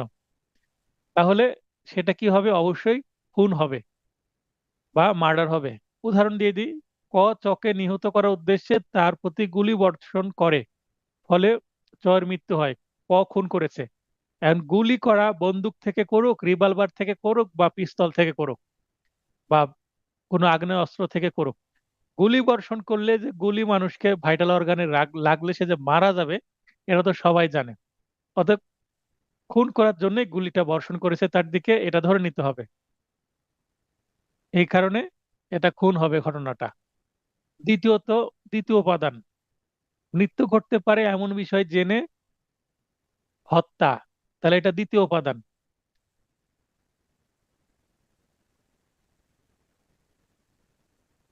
আচ্ছা, উদাহরণগুলো আমরা একটু ভিন্ন কালারে হাইলাইট করি। এবার দেখেন পরের উদাহরণ, যে মৃত্যু ঘটতে পারে এমন বিষয় জেনে, মানে তার নলেজ আছে যে এই কাজ করলে একজন মারা যেতে পারে, তারপরেও সেই কাজটি করলো, তার মানে উদ্দেশ্য কি তাকে মেরে ফেলা।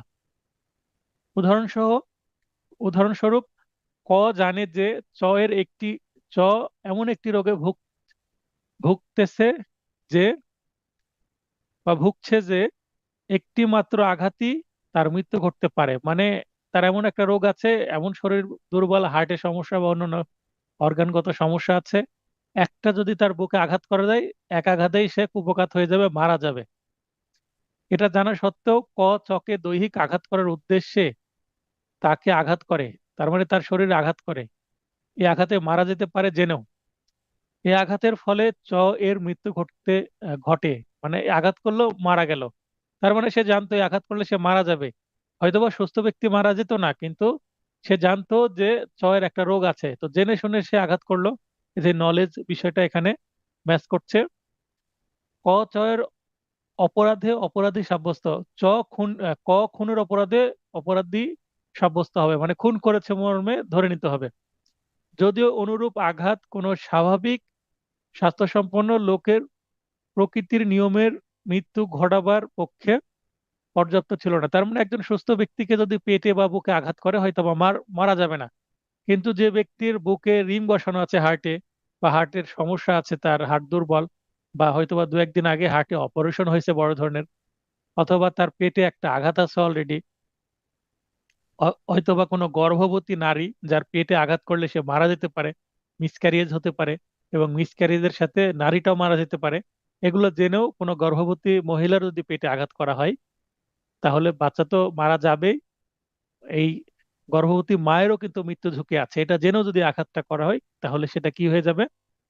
খুনের মতো হয়ে যাবে। তবে এখানে বলে রাখা ভালো যে কোনো গর্ভবতী মাকে পেটে আঘাত করে মেরে ফেলে সেটা 302 ধারায় আসে না, 313 ধারায় চলে যায়। এটা হচ্ছে মানে মিসক্যারিয়েজ হয়ে, বিষয়টা আলাদা একটা সেকশন আছে। তো যদিও আমি উদাহরণস্বরূপ বললাম, তো জাস্ট এটা একটা স্পেশাল কেস। কিন্তু অন্যান্য ক্ষেত্রে শারীরিক অন্যান্য অসুস্থতার ধরুন যদি কোনো মানুষের পরিস্থিতি খুব খারাপ হয়, যে তাকে এক আঘাতে সে মারা যেতে পারে, সেক্ষেত্রেও কিন্তু এই যে দ্বিতীয় উপাদানের উপাদান থাকার কারণে সেটা খুন হয়ে যাবে। কিন্তু এর যে এমন একটি রোগ রয়েছে, তা যদি এর জানা না থাকে এবং সে অবস্থায় এমন একটি আঘাত করে যার ফলে স্বাভাবিক স্বাস্থ্যবান ব্যক্তির মৃত্যু ঘটতে পারে না, তার মানে জানতো না তার অসুখ আছে। তবে যদিও দৈহিক আঘাত দেওয়ার মানে ক যদিও দৈহিক আঘাত দেওয়ার জন্যই আঘাতটি দিয়েছে, মানে মারার জন্যই মেরেছে, মেরে ফেলা দেওয়ার জন্য না, শুধু আঘাত করার জন্য, তবুও সে খুনের জন্য অপরাধী সাব্যস্ত হবে না। কেননা কারণ সে জানতো না তার অসুখ আছে। যদি না সে মৃত্যু ঘটাবার উদ্দেশ্যেই অথবা যে আঘাতের ফলে প্রকৃতির স্বাভাবিক গতিতে মৃত্যু হতে পারে বা ঘটতে পারে, সে আঘাত দানের উদ্দেশ্যে আঘাতটি দিয়ে থাকে। তার মানে তার অসুস্থতা আছে, এটা জেনে আঘাত করলে সেটা খুন হবে, না জেনে আঘাত করলে খুন হবে না।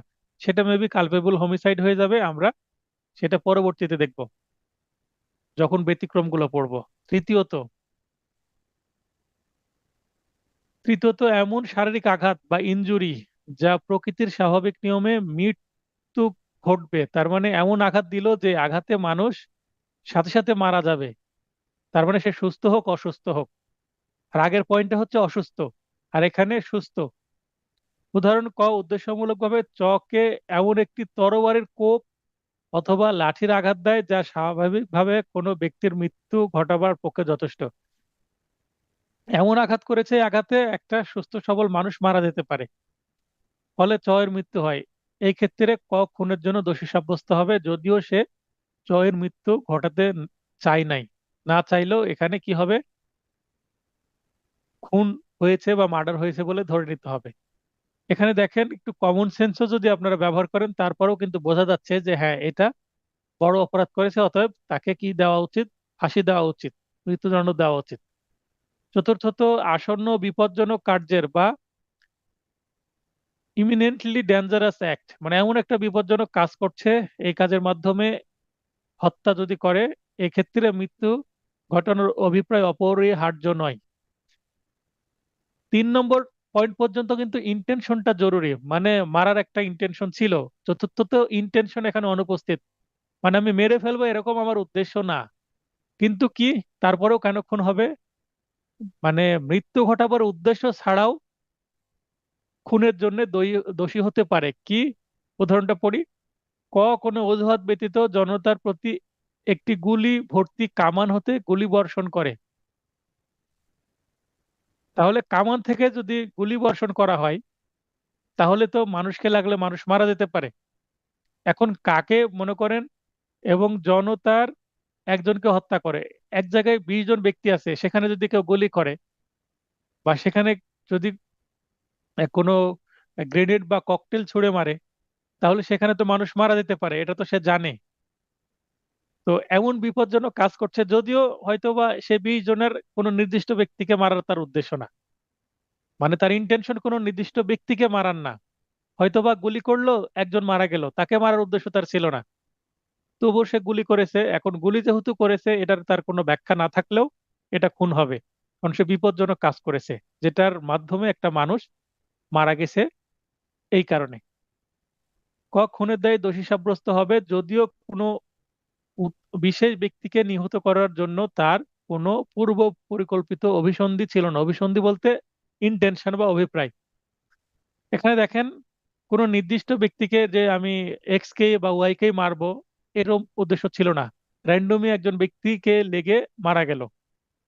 যেহেতু ডেঞ্জারাস কাজ, পূর্ব পরিকল্পনা বা ইন্টেনশন না থাকলেও এখানে মার্ডার হিসেবে সেটা গণ্য হবে। তাহলে আমরা মার্ডার সংক্রান্ত যে 4টা শর্ত বা উপাদান সেটা পড়লাম উদাহরণ সহ। উদাহরণ কেন দিয়েছি, আপনাদের বুঝতে সুবিধা হবে, প্রশ্নে আবার বলাও আছে উদাহরণ সহ আলোচনা করুন, তাই উদাহরণ দেওয়াটা হচ্ছে জরুরি, মাস্ট। এরপরে আমরা পড়ব অপরাধমূলক নরহত্যা যখন খুন হিসাবে গণ্য নয়, when culpable homicide is not murder। এর আগের 4টা যে শর্ত সেটার সাথে যদি মিলে যায়, তাহলে সেটা অবশ্যই কি, মার্ডার বা খুন। এখন যে আমি 5টা ব্যতিক্রম পড়ব, সেগুলোর মধ্যে যদি চলে আসে, তাহলে সেটার খুন হবে না, সেটা জাস্ট কালপেবল হোমিসাইড হবে। কোনো হত্যাকাণ্ড যদি 5টি হত্যাকাণ্ড, এখানেও হত্যা, আগেরটা হত্যা ছিল, কিন্তু হত্যা থেকে কোনোটা মার্ডার আবার কোনোটা মার্ডার নয়, যদি 5টি ব্যতিক্রমের অন্তত একটির আওতাভুক্ত হয়, আওতাভুক্ত হয় মানে এটার মধ্যে পড়ে বা এটার মতো হয়, তবে তা খুন হিসেবে গণ্য হবে না, তবে তা অপরাধমূলক নরহত্যা হবে। খুন হবে না, শুধুমাত্র অপরাধমূলক নরহত্যা হবে। নিম্নে 5টি ব্যতিক্রম উদাহরণ সহ আলোচনা করা হলো। ব্যতিক্রম এক, এক কি বলা হচ্ছে, গুরুতর ও আকস্মিক উত্তেজনা, গ্র্যাভ অ্যান্ড সাডেন প্রভোকেশন। ইংরেজি দেওয়াটা কি জরুরি? জরুরি না, দিলে আপনার স্মার্টনেসটা প্রকাশ পাবে এবং মনে রাখতেও সুবিধা হবে। প্রভোকেশন মানে উত্তেজনা, এর ফলে উত্তেজনা প্রদানকারীকে বা ভুলক্রমে অন্য ব্যক্তিকে হত্যা করলে তা খুন নয়, বরং অপরাধমূলক নরহত্যা হবে শুধুমাত্র।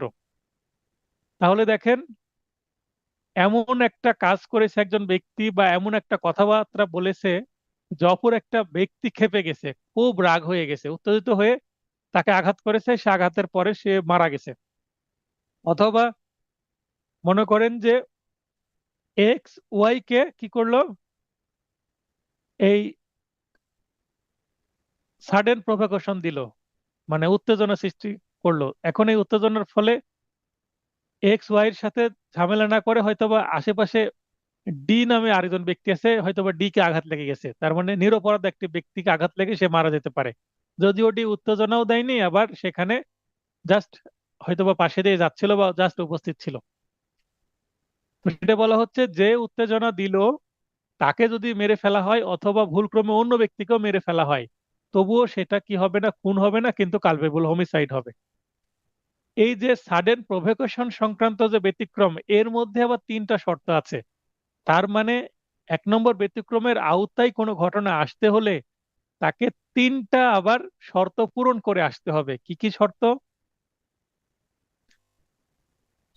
শর্তগুলো হলো, প্রথমত, নিজেই নিজেকে আকস্মিক উত্তেজনা প্রদান করা যাবে না। তার মানে মনে করেন যে উত্তেজনা প্রদানকারী কোনো যদি ঔষধ বা ড্রাগ বা মাদক গ্রহণ করে কেউ, যে এইটা খেলে উত্তেজনা চলে আসবে, তখন আমি একজনকে আঘাত করব এবং আমি এটার সুযোগ নিব যে হ্যাঁ আমি ওই সময় উত্তেজিত ছিলাম। কারণ উত্তেজনা যদি সে নিজে নিজেকে দেয় কোনো কাজের মাধ্যমে, তাহলে তো আর হলো না। তখন সেটা কি হয়ে যাবে? যদিও সে উত্তেজিত অবস্থায় কোনো খুন করেছে, মানে এটাকে বলে কোল্ড ব্লাডেড মার্ডার, মানে ঠান্ডা মাথায় খুন না, এটা গরম মাথায় খুন। তাহলে কোল্ড ব্লাডেড মার্ডার হলে সেটা অবশ্যই মার্ডার, কিন্তু এটা যদি মানে সাডেন প্রভোকেশনের মাধ্যমে, উত্তেজনার মাধ্যমে, মানে একবার রক্ত গরম হয়ে গেছে, ব্লাড আর কোল্ড নাই, ব্লাড হয়ে গেছে এবার হট, গরম, তাহলে হট বা উত্তেজনা অবস্থায় যদি কেউ খুন করে ফেলে, দেখতে হবে উত্তেজনাটা অন্য কেউ দিয়েছে কিনা। সে যদি নিজে নিজেকে দেয় কোনো ঔষধ বা কোনো কাজের মাধ্যমে, তাহলে সেইটার কালপেবল হোমিসাইড হবে না। মানে ব্যতিক্রমের মধ্যে এসেও সেটা স্লিপ খেয়ে কোথায় চলে গেল, ব্যতিক্রমের বাইরে, তার মানে এটা মার্ডার হয়ে যাবে। কারণ সে পূর্ব পরিকল্পিত ভাবে নিজে নিজেকে উত্তেজনা দিয়েছে। তাই আশা করি বুঝতে পেরেছেন। এটা অরেঞ্জ কালার দিলাম এই কারণেই, এই ঘটনার কারণে এইটা কি হয়ে যাবে, আর ব্যতিক্রমে থাকবে না, সেটা ব্যতিক্রমের বাইরে যাওয়ার কারণে সেটা এই যে খুনের যে চারটি উপাদান এটার মধ্যে চলে যাবে। তার মানে সে জেনে শুনে এটা নিচ্ছে, নিয়ে আরেকজনকে খুন করবে, হয়তো বা কোনো মাদক নিচ্ছে। আশা করি ক্লিয়ার হয়েছে। দ্বিতীয়ত, আকস্মিক উত্তেজনাটি কোনো আইনানুগ কাজের মাধ্যমে হবে না। আইনানুগ কাজ কি? মনে করেন পুলিশ আপনাকে অ্যারেস্ট করতে আসছে, পুলিশ কাউকে অ্যারেস্ট করতে আসছে, পুলিশ একজন ব্যক্তিকে অ্যারেস্ট করতে আসছে। এই অ্যারেস্ট করতে আসার কারণে পুলিশ তো অ্যারেস্ট করবে যদি অ্যারেস্ট ওয়ারেন্ট থাকে বা কোনো সন্দেহ থাকে, অ্যারেস্ট করার কোনো কারণ থাকে। 54 ধারা আছে সিআরপিসির, সিআরপিসির 54 ধারায় 9 প্রকারের ব্যক্তিকে ওয়ারেন্ট ছাড়া অ্যারেস্ট করা যায়। অ্যারেস্ট করতে ওয়ারেন্ট নিয়ে আসুক বা না আসুক, তো পুলিশ অ্যারেস্ট করতে আসছে, এখন পুলিশকেই যদি উত্তেজিত হয়ে কেউ খুন করে ফেলে, তার মানে আইনানুগ কাজ করছিল, ওই সময় যদি খুন করে ফেলে, তাহলে কি হবে? সেইটা উত্তেজনার কি নেওয়া যাবে না। যে হ্যাঁ আমাকে কেন অ্যারেস্ট করতে আসছিল, আমাকে কেন হাত করা পড়াচ্ছিল, আমি রেগে গেছি তাই আমি খুন করে ফেলেছি, তো এই ব্যতিক্রমের সুবিধা পাবে না, এটা মার্ডার হয়ে যাবে। তৃতীয়ত, আকস্মিক উত্তেজনাটি আত্মরক্ষার মাধ্যমে হবে না। আত্মরক্ষা মানে এখানে সেলফ ডিফেন্স এর বিধান যদি, মানে বিষয়টি যদি চলে চলে আসে, তাহলে আমি এটাকে উদাহরণ কি করে দেব? উদাহরণটা দিই দুইটা কলম নিয়ে, একটা ব্লু আর একটা রেড। আচ্ছা, মনে করেন এই যে রেড, এই হচ্ছে অপরাধী, আর এই ব্লু এ ভালো মানুষ। এখন এই রেড এই ব্লুর কাছে গেছে যে তাকে হয়তো বা একটা আঘাত করেছে, তার নাকের উপরে মনে হয়, মনে করেন ঘুষি মেরে দিয়েছে, বা তাকে আঘাত করার চেষ্টা করছে বা তাকে বকাবকি করছে, গালিগালাজ করছে। তো রেড প্রথমে সূচনা করলো কে? রেড। এবার ব্লু যেহেতু তাকে মারতে আসছে বা তার নাকে আঘাত করেছে, তো নিজেকে তো বাঁচাতে হবে। তখন হয়তো বা ব্লু কোনো একটা স্টেপ নিয়েছে। কি স্টেপ? আত্মরক্ষার, সেলফ ডিফেন্সের স্টেপ নিয়েছে। তো ব্লু সেলফ ডিফেন্সের স্টেপ নিয়েছে, তখন আবার রেড রেগে গেছে। ঘটনাটা বোঝার চেষ্টা করেন, সূচনা করলো কিন্তু কে? রেড। রেড সূচনা করলো, তার মানে রেডই কিন্তু দোষী। তারপরে এইটার আত্মরক্ষা স্বরূপ এই নীল রেডকে আটকানোর চেষ্টা করলো। এই আটকানোর চেষ্টাতে আবার রেড আরো খেপে গেল, খেপে যে একে এমন আঘাত করলো যে এই ব্লু কুপকাত হয়ে গেল, শেষ, ব্লু শেষ। তাহলে এইটা কি হবে? উত্তেজনা কি প্রথমে নীল দিয়েছিল বা ব্লু দিয়েছিল? ব্লু তো দোষ নেই, রেডেরই দোষ, এই সূচনা করেছে। এটাই বলা হচ্ছে আকস্মিক উত্তেজনাটি আত্মরক্ষার মাধ্যমে হবে না। তার মানে এই যে ব্লু এই যখন আটকাতে গেছে, তখন এর আবার ইগোতে লেগে গেছে, আমাকে আটকাচ্ছিস, খবর আছে বলে হয়তো বা আরো বড় আঘাত করেছে। আশা করি এই বিষয়টা বুঝতে পেরেছেন যে আত্মরক্ষা প্রয়োগ করতে গিয়ে যদি কাউকে আঘাত করতে যায় এবং সে আরো উত্তেজিত হয়ে যদি আত্মরক্ষাকারীকেই যদি খুন করে ফেলে, তাহলে সেটা আর ব্যতিক্রমের মধ্যে আসবে না, সেটা অবশ্যই খুনই হবে। আশা করি বুঝতে পেরেছেন। এই তিনটা পয়েন্ট ছাড়া অন্য যে কোনো উত্তেজনার মাধ্যমে কেউ যদি খুন করে, সেটা আর কি হবে না, মার্ডার হবে না, কি হবে, কালপেবল হোমিসাইড হবে। আর যে অরেঞ্জ হাইলাইট করলাম, এই তিনটা পয়েন্টের মধ্যে যদি আবার চলে আসে প্রভোকেশন গুলো, উত্তেজনা এই তিন প্রকারে যদি হয়, সেক্ষেত্রে সেটার ব্যতিক্রম থাকবে না, সেটা অবশ্যই ব্যতিক্রমের বাইরে, তার মানে মার্ডার হবে। আশা করি একটু জটিল হলেও বোঝার চেষ্টা করছেন এবং ক্লিয়ার হচ্ছে বিষয়গুলো। এখানে একটা ব্যাখ্যা আছে, ব্যাখ্যা কি, উত্তেজনাটি যথেষ্ট গুরুতর ও আকস্মিক ছিল কিনা তা একটি ঘটনাগত প্রশ্ন। এখানে উত্তেজনার কথা কিন্তু আইনে বলা আছে, যেটা আইনের মধ্যে বলা থাকে সেটা আইনত, আইন মানে আইনগত প্রশ্ন, মানে এটা হচ্ছে লিগ্যাল পয়েন্ট, লিগ্যাল ফ্যাক্ট। তো যেটা আইনে বলা আছে সেটা আইনগত বিষয়, কিন্তু একটা উত্তেজনা দিল, কতটুকু উত্তেজনা সে দিয়েছে, মানে কি কাজ করেছে যার মাধ্যমে একটা মানুষ এত বেশি উত্তেজিত হয়ে গেল। তো এই উত্তেজনাটা যথেষ্ট ছিল কিনা বা আকস্মিক ছিল কিনা, মানে আকস্মিক বলতে হঠাৎ, সাডেন অ্যান্ড গ্রেভ ছিল কিনা, এটা কিন্তু এক একটা ঘটনার ক্ষেত্রে এক এক রকম হবে। তো এই ঘটনাটা তখন বুঝতে হবে মামলার ক্ষেত্রে। মানে প্রসিকিউশন এবং আসামি পক্ষের আইনজীবী, ডিফেন্স লয়ার দুইজনে কিন্তু ঘটনাটা ভালোভাবে বুঝবেন, বুঝার পরে এটার পক্ষে এবং বিপক্ষে অবস্থান নিবেন।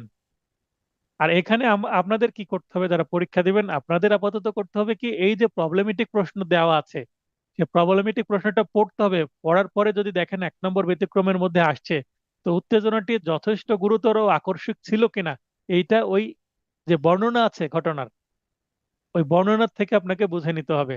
তখন এটা কি হবে, কালপেবল হোমিসাইড না মার্ডার হবে, এটা ডিসাইড করবে ঘটনা, আইন না।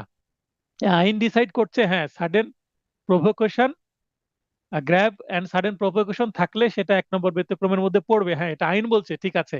কিন্তু যথেষ্ট সেটা কিনা, মানে ইনাফ ছিল কিনা এই প্রভোকেশনটা, সেটা কিন্তু ঘটনা বলে দিবে। অর্থাৎ ঘটনা এবং আইন দুইটা মিলেই সিদ্ধান্তে আসতে হবে। যেমন এর আগে আমি প্রবলেমেটিক প্রশ্নে ঘটনা এবং আইন বিশ্লেষণ করে সিদ্ধান্ত দিলাম, ঠিক তেমনই। এবং এই যে লাইনটা দিলাম, উত্তেজনাটি যথেষ্ট গুরুতর ও আকস্মিক ছিল কিনা তা একটি ঘটনাগত প্রশ্ন, এটা কিন্তু এমসিকিউ এর জন্য একটা খুব গুরুত্বপূর্ণ লাইন। এরপরে চলে যাব উদাহরণগুলো।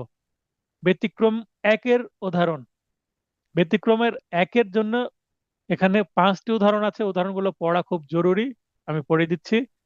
পরীক্ষার খাতায় কি 5টি উদাহরণ লিখবো? না, 5টি উদাহরণ না লিখলেও হবে, অন্তত দুইটা উদাহরণ লিখবেন বা একটা লিখলেও হবে। তবে 5টি উদাহরণ লিখলে সুবিধা কি হবে, এখান থেকে প্রবলেমেটিক প্রশ্ন তুলে দিতে পারে এই উদাহরণগুলো থেকে, অথবা এমসিকিউ প্রশ্ন এখান থেকে আসতে পারে, হুবহু এই লাইনগুলো তুলে দিবে যেগুলো উদাহরণে আছে। অতএব উদাহরণগুলো পড়ে রাখবেন, পরীক্ষায় আপনার 5টা লেখার দরকার নাই, দুই একটা লিখবেন তাহলে হবে। এ বি কে গুরুতর আকস্মিক উত্তেজনা বশত বি এর শিশুকে হত্যা করে। তাহলে বি উত্তেজনা দিল, তো বি কে না মেরে পাশে দাঁড়ানো বা কোলে থাকা বি এর শিশুকে হত্যা করে ফেললো, এটি খুন হবে। কেননা উত্তেজনাটি শিশুটি কর্তৃক দেওয়া হয়নি, কিংবা হত্যাটি ভুল বা দুর্ঘটনা বশত হয়নি। দেখেন, শিশু কি অপরাধ করেছে, নিরপরাধ শিশুকে মারতে হবে কেন? এই কারণে এখানে আমরা এর আগে দেখেন যে চতুর্থত আসন্ন বিপজ্জনক কার্যের, এখানে একজন, মানে কাকে উদ্দেশ্য করে কাজটি করা হলো সেটা গুরুত্বপূর্ণ না। এখানে দেখেন, এ বি কর্তৃক গুরুতর ও আকস্মিক উত্তেজনাবশত বি এর শিশুকে হত্যা করে।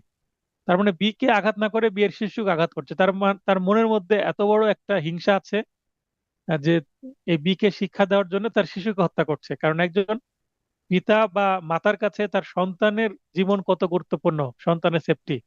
তো বি কে মারলে হয়তোবা এতটা তার কষ্ট হতো না যে তার শিশুকে মেরেছে। তো এইটা অবশ্যই কি হবে, মানে খুন হয়ে যাবে, কারণ কারণ উত্তেজনাটি শিশুটি কর্তৃক দেওয়া হয়নি, কিংবা হত্যাটি ভুল বা দুর্ঘটনা বশত হয়নি। তা উত্তেজনার সুযোগ নিয়ে সে বিকে না মারে বিয়ের শিশুকে মেরেছে, তার মানে নিজেকে কন্ট্রোল করে, ধরতে গেলে যে ওই সময় সে প্ল্যান করেই তার শিশুকে মেরেছে, এটা আমরা ধরে নিতে পারি। এ ওয়াই কর্তৃক গুরুতর আর আকস্মিক উত্তেজনা বশত ওয়াই কে গুলি করে, তাহলে ওয়াই দিল উত্তেজনা, ওয়াই কে গুলি করলো, আচ্ছা ঠিক আছে, অন্য কাউকে না। এর ফলে জেড গুলিবিদ্ধ হয়ে মারা গেল। গুলি করলো ওয়াই কে, কিন্তু ওয়াই কে না লেগে জেড কে লাগলো। যেহেতু জেড কে হত্যার কোনো অভিপ্রায় এ এর ছিল না, কিংবা তার জানা ছিল না যে জেড গুলিবিদ্ধ হয়ে মারা যেতে পারে, সেহেতু এটি খুন নয়, তবে শুধুমাত্র অপরাধমূলক নরহত্যা হবে। দেখেন এখানে ক আর খ এর মধ্যে সূক্ষ্ম পার্থক্য আছে। সেখানে বিয়ের শিশুকে, বি যে বিয়ের শিশু বিয়ের কাছেই ছিল কিনা সেটা কিন্তু সেখানে নাই, হয়তো বা একটু দূরে ছিল। তাহলে শিশুকে হত্যা করেছে, তার মানে এখানে সে একটা ডিসিশন নিয়েছে যে আমি বি কে না মেরে তার শিশুকে মারবো। আর খ, এই উদাহরণে সে যখন ওয়াই এ কে কিছু বলেছে, তখন এ সঙ্গে সঙ্গে পিস্তল বের করে গুলি করে দিয়েছে ওয়াই কে। ওয়াই কেই গুলি করেছে, কিন্তু জেড কে গুলি করেনি। আবারও দেখেন, এটা কিন্তু সূক্ষ্ম একটা জায়গা। ওয়াই কেই গুলি করেছে, জেড কে গুলি করেনি, কিন্তু ওয়াই সরে যাওয়ার কারণে বা গুলির নিশানা মানে ব্যর্থ হওয়ার কারণে জেড কে যে লেগে জেড মারা গেছে। তার মানে এখানে একটা মিস্টেক হয়ে গেছে কার, এর। তাই মিস্টেকের সুবিধা তাকে দিতে হবে। এই কারণে এটা মার্ডার না, জাস্ট কালপেবল হোমিসাইড। আশা করি ক এবং খ এর উদাহরণ বুঝতে পারলেন। তাহলে এই যে 1 নম্বর ব্যতিক্রমটা বোঝা যাবে। আরো একটা উদাহরণ পড়ি। জেড আইনানুগ উপায়ে এ কে গ্রেপ্তার করার ফলে উত্তেজিত হয়ে সে জেড কে হত্যা করে, এটি খুন হবে, কারণ উত্তেজনাটি আইনানুগ কাজের মাধ্যমে দেওয়া হয়েছে। ওই যে আমি এর আগে উদাহরণ দিলাম, পুলিশ অ্যারেস্ট করতে আসছে, তার মানে আইনানুগ কাজ করতে আসছে পুলিশ, এটাকে তো আর বাধা দেওয়া যাবে না।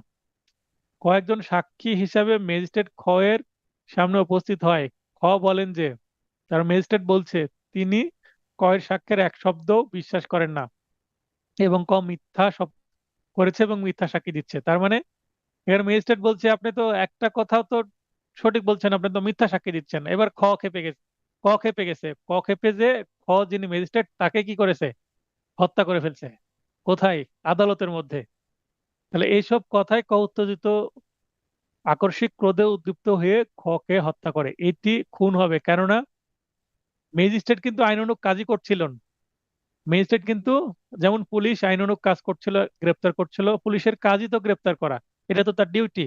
তো ম্যাজিস্ট্রেটের কাছে যখন কেউ সাক্ষী দিচ্ছে, তো ম্যাজিস্ট্রেট দেখলো যে তার সাক্ষী সঠিক না, ম্যাজিস্ট্রেট মন্তব্য করে ফেললো আপনি মিথ্যা কথা বলছেন। তো এটা খেপে গিয়ে ম্যাজিস্ট্রেটকে খুন করলে সেটা খুনই হবে, কালপেবল হোমিসাইড হবে না। কেননা ম্যাজিস্ট্রেট তার ডিউটি পালন করছিল, বিচার কার্য পরিচালনা করছিলেন।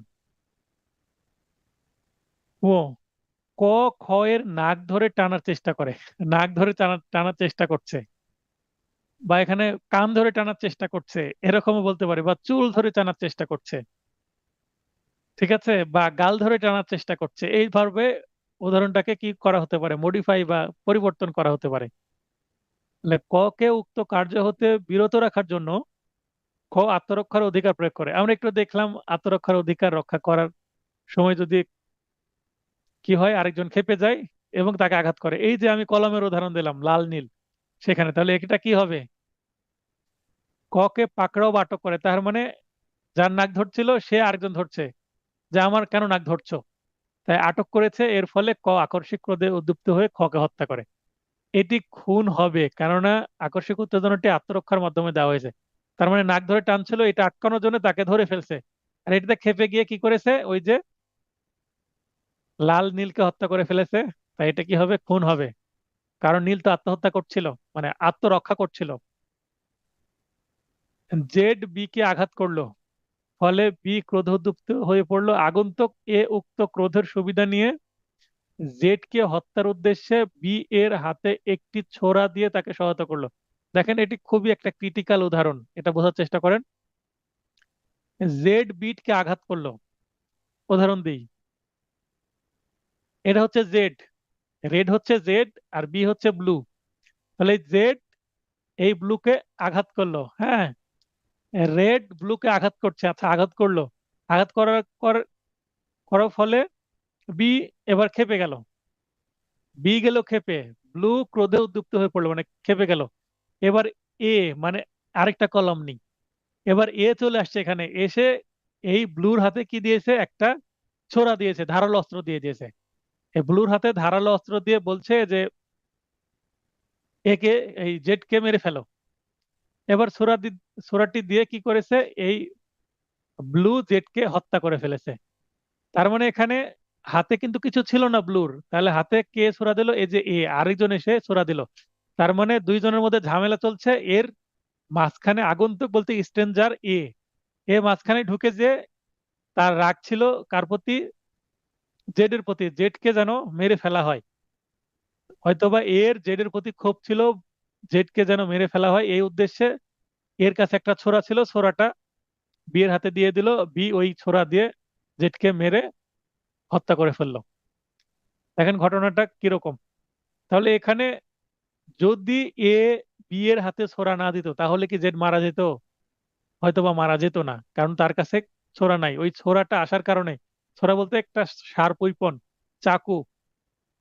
এক্ষেত্রে যদিও দুজনেই জেডকে হত্যায় অংশগ্রহণ করলো, দুজনেই বলতে ওই এ আর বি, তবুও তারা ভিন্ন ভিন্ন দুইটা অপরাধের জন্য দায়ী হবে। বি হবে দণ্ডনীয় নরহত্যা, ও এ হবে খুনের অপরাধে দোষী। দেখেন এ কিন্তু কিছুই করেনি, জাস্ট বিয়ের হাতে ছোরা ধরাই দিছে। তাহলে বি হচ্ছে মার্ডারের জন্য দোষী হবে, কারণ বিয়ের মনের মধ্যে ইন্টেনশন আছে জেডকে মেরে ফেলার। কারণ এই ছোরাটা বিয়ের হাতে দিলে বি জেডকে হত্যা করতে পারে, এটা সে জানতো। কারণ রেগে আছে বি, রাগের মাথায় সে খুন করে ফেলতে পারে, মানে রক্ত গরম হয়ে আছে। তো এই রক্ত গরম হওয়ার সুযোগটা কে নিল? এ নিল। তাই এ খুন করলো এখানে, যদিও সে সুরা দেওয়া ছাড়া এই জেডের গায়ে কোনো হাতই দেয়নি। এখানে কিন্তু অ্যাবেটমেন্টের মাধ্যমে খুন হয়েছে, মানে সহযোগিতা করেছে। আর বি যেহেতু তার উদ্দেশ্য ছিল না খুন করার, এই এর ছোরা দেওয়ার কারণে খুনটা হয়েছে। তাই এ কিন্তু এখানে ওই যে আকস্মিক উত্তেজনার সুবিধাটা পাবে। তাই নন মানে নিন্দনীয় নরহত্যা বা কালপেবল হোমিসাইডের দোষে দোষী হবে হচ্ছে বি, এখানে মার্ডারের দোষে দোষী হবে না বি। আশা করি বুঝতে পেরেছেন 1 নম্বর ব্যতিক্রমের এতক্ষণ আমরা পড়লাম আদ্যপান্ত। এবার 2 নম্বর ব্যতিক্রম। ব্যতিক্রম 2, দেহ ও সম্পত্তি রক্ষার অধিকার প্রয়োগের সীমা অতিক্রম করে। তাহলে আমরা দেহ রক্ষার্থে 100 ধারায় অন্য ব্যক্তিকে খুনও করা যায়, 101 ধারায় খুন ছাড়া অন্য যে কোনো কাজ করা যায়, আমরা পড়েছি গত ক্লাসে। তারপরে সম্পত্তি রক্ষার ক্ষেত্রে 103 ধারায় আমরা জানি যে 4টি ক্ষেত্রে খুন করা যায়, দেহ রক্ষার্থে 6টি ক্ষেত্রে, সম্পত্তি রক্ষার্থে 4টি ক্ষেত্রে, মোট 10টি ক্ষেত্রে। আর 104 ধারায় খুন ছাড়া অন্য যে কোনো কিছু করা যায় সম্পত্তি রক্ষার্থে। তো এগুলো আপনারা 100, 101, 103, 104 পড়তে হবে সেকশন পেনাল কোডের, সেই সাথে 99 সেকশন পড়তে হবে। Exceeding the right of private defence, সরল বিশ্বাসে হত্যা করলে, এখানে সরল বিশ্বাস মানে কমন, এখানে গুড ফেথের বিষয়টা আবার আছে। তা খুন নয় বরং অপরাধমূলক নরহত্যা। তাহলে 99 ধারায় বলা হচ্ছে যতটুকু আঘাত করা দরকার ততটুকুই আঘাত করতে হবে। একজন ব্যক্তি আমাকে মারতে আসছিল, তা আমি তাকে একবার আঘাত করলে সে হয়তো বা কুপকাত হয়ে পড়ে থাকতো।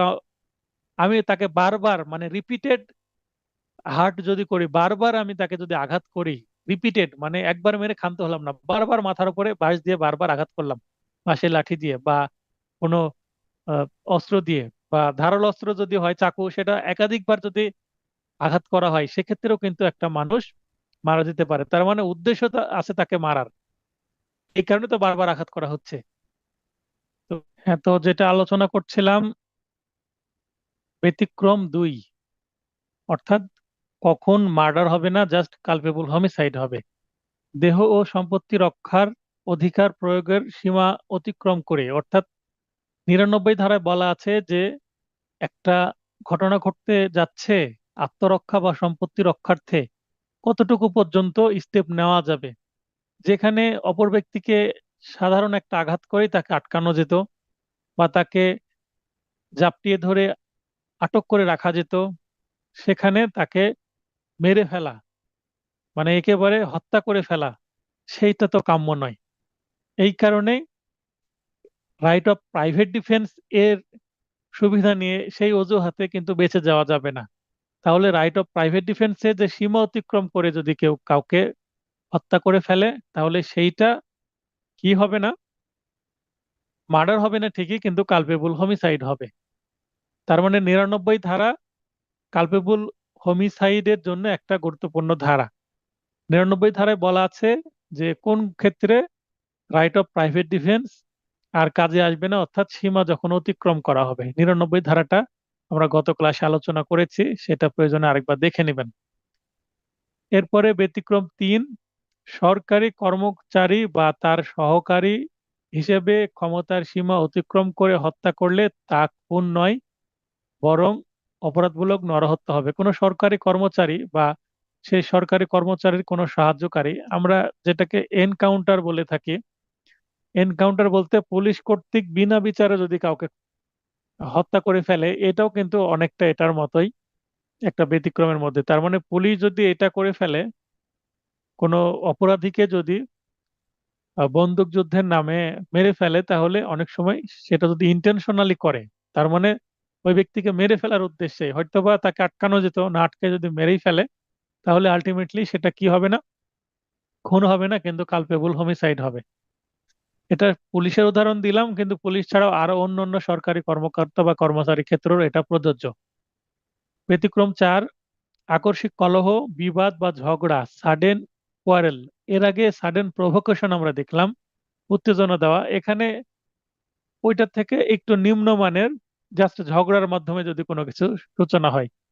এর ফলে ক্রোধে পূর্ব পরিকল্পনা ছাড়া হত্যা করলে তাহা খুন নয়, কিন্তু কালপেবল হোমিসাইড মানে অপরাধমূলক নরহত্যা হবে। খুন হবে না ঠিকই, বরং অপরাধমূলক নরহত্যা ঠিকই হবে।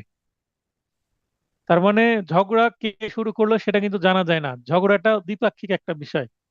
আর এর আগে যে প্রভোকেশন, সেটা কিন্তু একপাক্ষিক, কে সূচনা করেছে এটা কিন্তু জানা যায়।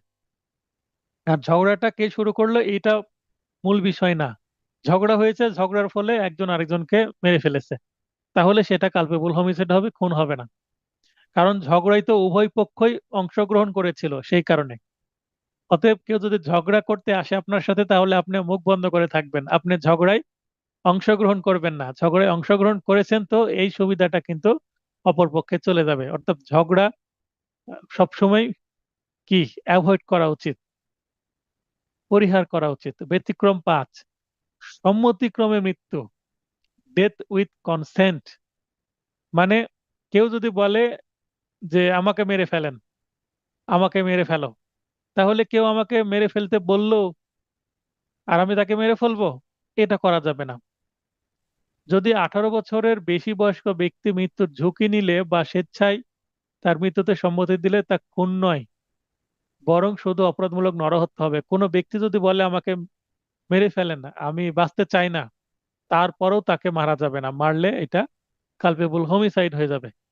তবে এক্ষেত্রে মৃত ব্যক্তিটি 18 বছরের কম বয়স্ক হলে তা আবার খুন হবে। 18 বছরের বেশি বয়স্ক ব্যক্তি যদি অনুমতি দেয় তাকে হত্যা করার, তাহলে সেটা কালপেবল হোমিসাইড।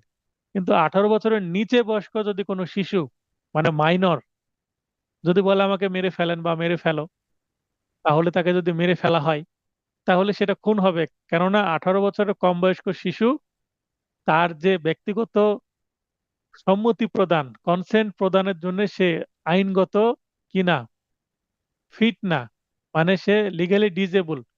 এই ধরনের সিদ্ধান্ত নেওয়ার ক্ষেত্রে তার হিতাহিত জ্ঞান এখনো কি হয়নি কো, সে কি হয়নি, অ্যাডাল্ট হয়নি। এই কারণে অ্যাডাল্ট না হওয়া পর্যন্ত এই ধরনের সিদ্ধান্ত সে নিজে নিতে পারে না।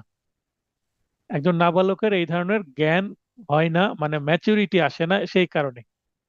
তাহলে 5 নম্বর পয়েন্টে কিন্তু আবার ওই শর্ত একটা ঢুকে আছে যে 18 বছরের কম বেশি, এটা আমাদের লক্ষ্য করতে হবে। প্রশ্ন কিভাবে আসবে ক্রিটিক্যালি বলা যায় না। তাহলে এতক্ষণ যেটা আলোচনা করলাম, যদি একটু সাম আপ করি কি হয়। 299 ধারায় আমরা কালপেবল হোমিসাইডের ওভারঅল একটা একটা বিগ স্কেলে, মানে বড় একটা অর্থে হত্যার একটা সংজ্ঞা পেলাম। তারপরে 300 ধারায় এসে আমরা পাচ্ছি যে চারটা যদি উপাদান থাকে, তাহলে সেটা মার্ডার। অপরদিকে আমরা দেখলাম যদি পাঁচটা ব্যতিক্রমের একটার মধ্যেও যদি পড়ে, তাহলে সেটা আর মার্ডার হবে না, সেটা কালপেবল হোমিসাইড হবে। এই যে এতটুকুই বিষয়টা আপনাদেরকে মাথায় রেখে এই জিনিসগুলো পড়তে হবে। এই 9টা বিষয়, চারটা উপাদান, পাঁচটা ব্যতিক্রম। তাহলে কিন্তু পাঁচটা ব্যতিক্রমের প্রথম ব্যতিক্রমের মধ্যে আবার তিনটা কি আছে, শর্ত আছে। তার মানে প্রথম ব্যতিক্রমটা কিন্তু খুবই রিস্কি একটা ব্যতিক্রম, যে ব্যতিক্রমের বাইরে খুব সহজে স্লিপ করে বের হয়ে যেতে পারে। যদি বের হয়ে যায়, তিনটা শর্তের যদি পালন না হয়, তাহলে কিন্তু আবার কি হয়ে যাবে, সেইটা 1 নম্বর ব্যতিক্রমের বাইরে চলে যাবে, তার মানে সেটা আবার মার্ডার হয়ে যাবে। আচ্ছা, উপরোক্ত আলোচনার প্রেক্ষিতে পরিশেষে বলা যায় যে সকল খুনই অপরাধমূলক নরহত্যা। সকল খুনই অপরাধমূলক নরহত্যা, মানে খুন হওয়ার আগে অবশ্যই এটাকে অপরাধমূলক নরহত্যা হিসাবে এই স্টেজে আসতে হবে। তার মানে আমি প্রথমে একটা উদাহরণ দিয়েছিলাম যে পাঁচতলা একটা ভবনের সাথে তুলনা করতে, পাঁচতলা পর্যন্ত উঠে গেলে সেটা মানে একেবারে সর্বোচ্চ অপরাধ, মার্ডার হয়ে গেছে। যদি 4 তলা পর্যন্ত ওঠে তাহলে এটা মার্ডার না, এটা কালপেবল হোমিসাইড। তো কেউ যদি 4 তলাতে উঠে এবং 5 তলাতে যেতে চায়, কেউ যদি 5 তলাতে যেতে চায়, নিশ্চয়ই তাকে 4 তলা হয়ে যেতে হবে। সে লিফটে যাক আর সিঁড়ি দিয়ে যাক, সে তো 3 তলা থেকে 5 তলাকে অ্যাভয়েড করে, স্কিপ করে 5 তলায় যেতে পারে না, মানে 4 তলা হয়েই তাকে যেতে হবে। তার মানে খুন হওয়ার জন্য বা কালপেবল, মানে মার্ডার হওয়ার জন্য আগে কালপেবল হোমিসাইড মানে 4 তলা আগে পার হতে হবে, তারপরে গেছে 5 তলায়। তার মানে মার্ডার হওয়ার জন্য কালপেবল হোমিসাইডের পথ অনুসরণ করে তারপরে নেক্সট স্টেজে যাবে। আবারও বলি, আমরা দেখলাম বেআইনি সমাবেশ এবং দাঙ্গা। তো দাঙ্গা হতে হলে অবশ্যই বেআইনি সমাবেশের মাধ্যমে হতে হবে। প্রথমে স্টেজ কি, বেআইনি সমাবেশ, তারপর এটার থেকে দাঙ্গাতে রূপান্তরিত হতে পারে। তেমনি প্রথমে আগে সেটাকে কালপেবল হোমিসাইড হতে হবে, মানে 299 ধারার যে শর্ত সেটা পূরণ করতে হবে তিনটা, তাহলে সেটা কালপেবল হোমিসাইড হবে। তারপরে 300 ধারায় এসে বিবেচনা করতে হবে যে এটা কালপেবল হোমিসাইডই থাকবে না এটা মার্ডারে চলে যাবে। আশা করি বিষয়টা বুঝতে পেরেছেন। তাই বলা হচ্ছে সকল খুনই অপরাধমূলক নরহত্যা, কিন্তু সকল অপরাধমূলক নরহত্যা খুন নয়, কারণ কিছু কিছু নট মার্ডার। তার মানে every murder is culpable homicide but not vice versa. Vice versa মানে বিপরীত না। অর্থাৎ অপরাধজনিত নরহত্যা হলো মূল অপরাধ, জেনাস, এবং খুন হলো তারই একটি বিশেষ শাখা বা স্পেসিস। এই যে একটা ইংরেজি বাক্য দিয়ে দিলাম, every murder is culpable homicide but not vice versa, এইটা তুলে দিয়ে ব্যাখ্যা করতে আসতে পারে। এটা তুলে দিয়ে যদি ব্যাখ্যা করতে আসে এবং বেশি নম্বরের জন্য হয়, মানে 7, 8, 9, 10 এরকম নম্বরের জন্য হয়, তাহলে এই মুহূর্তে যে 1 নম্বর প্রশ্নের উত্তর আলোচনা করলাম পুরোটাই কিন্তু লিখতে হবে আপনাদের, এবং এটার সাথে ম্যাচ করে দিতে হবে। গত ক্লাসে আমি দেখিয়েছিলাম ব্যাখ্যামূলক প্রশ্নের উত্তর কিভাবে করতে হয়, তো সেভাবে আপনাদের করতে হবে। এরপরে আমরা মার্ডার এবং কালপেবল হোমিসাইডের মধ্যে পার্থক্যটা দেখব। দ্য পেনাল কোড 1860 এর 299 এবং 300 ধারায় বর্ণিত বিষয়গুলো একত্রে বিবেচনা করলে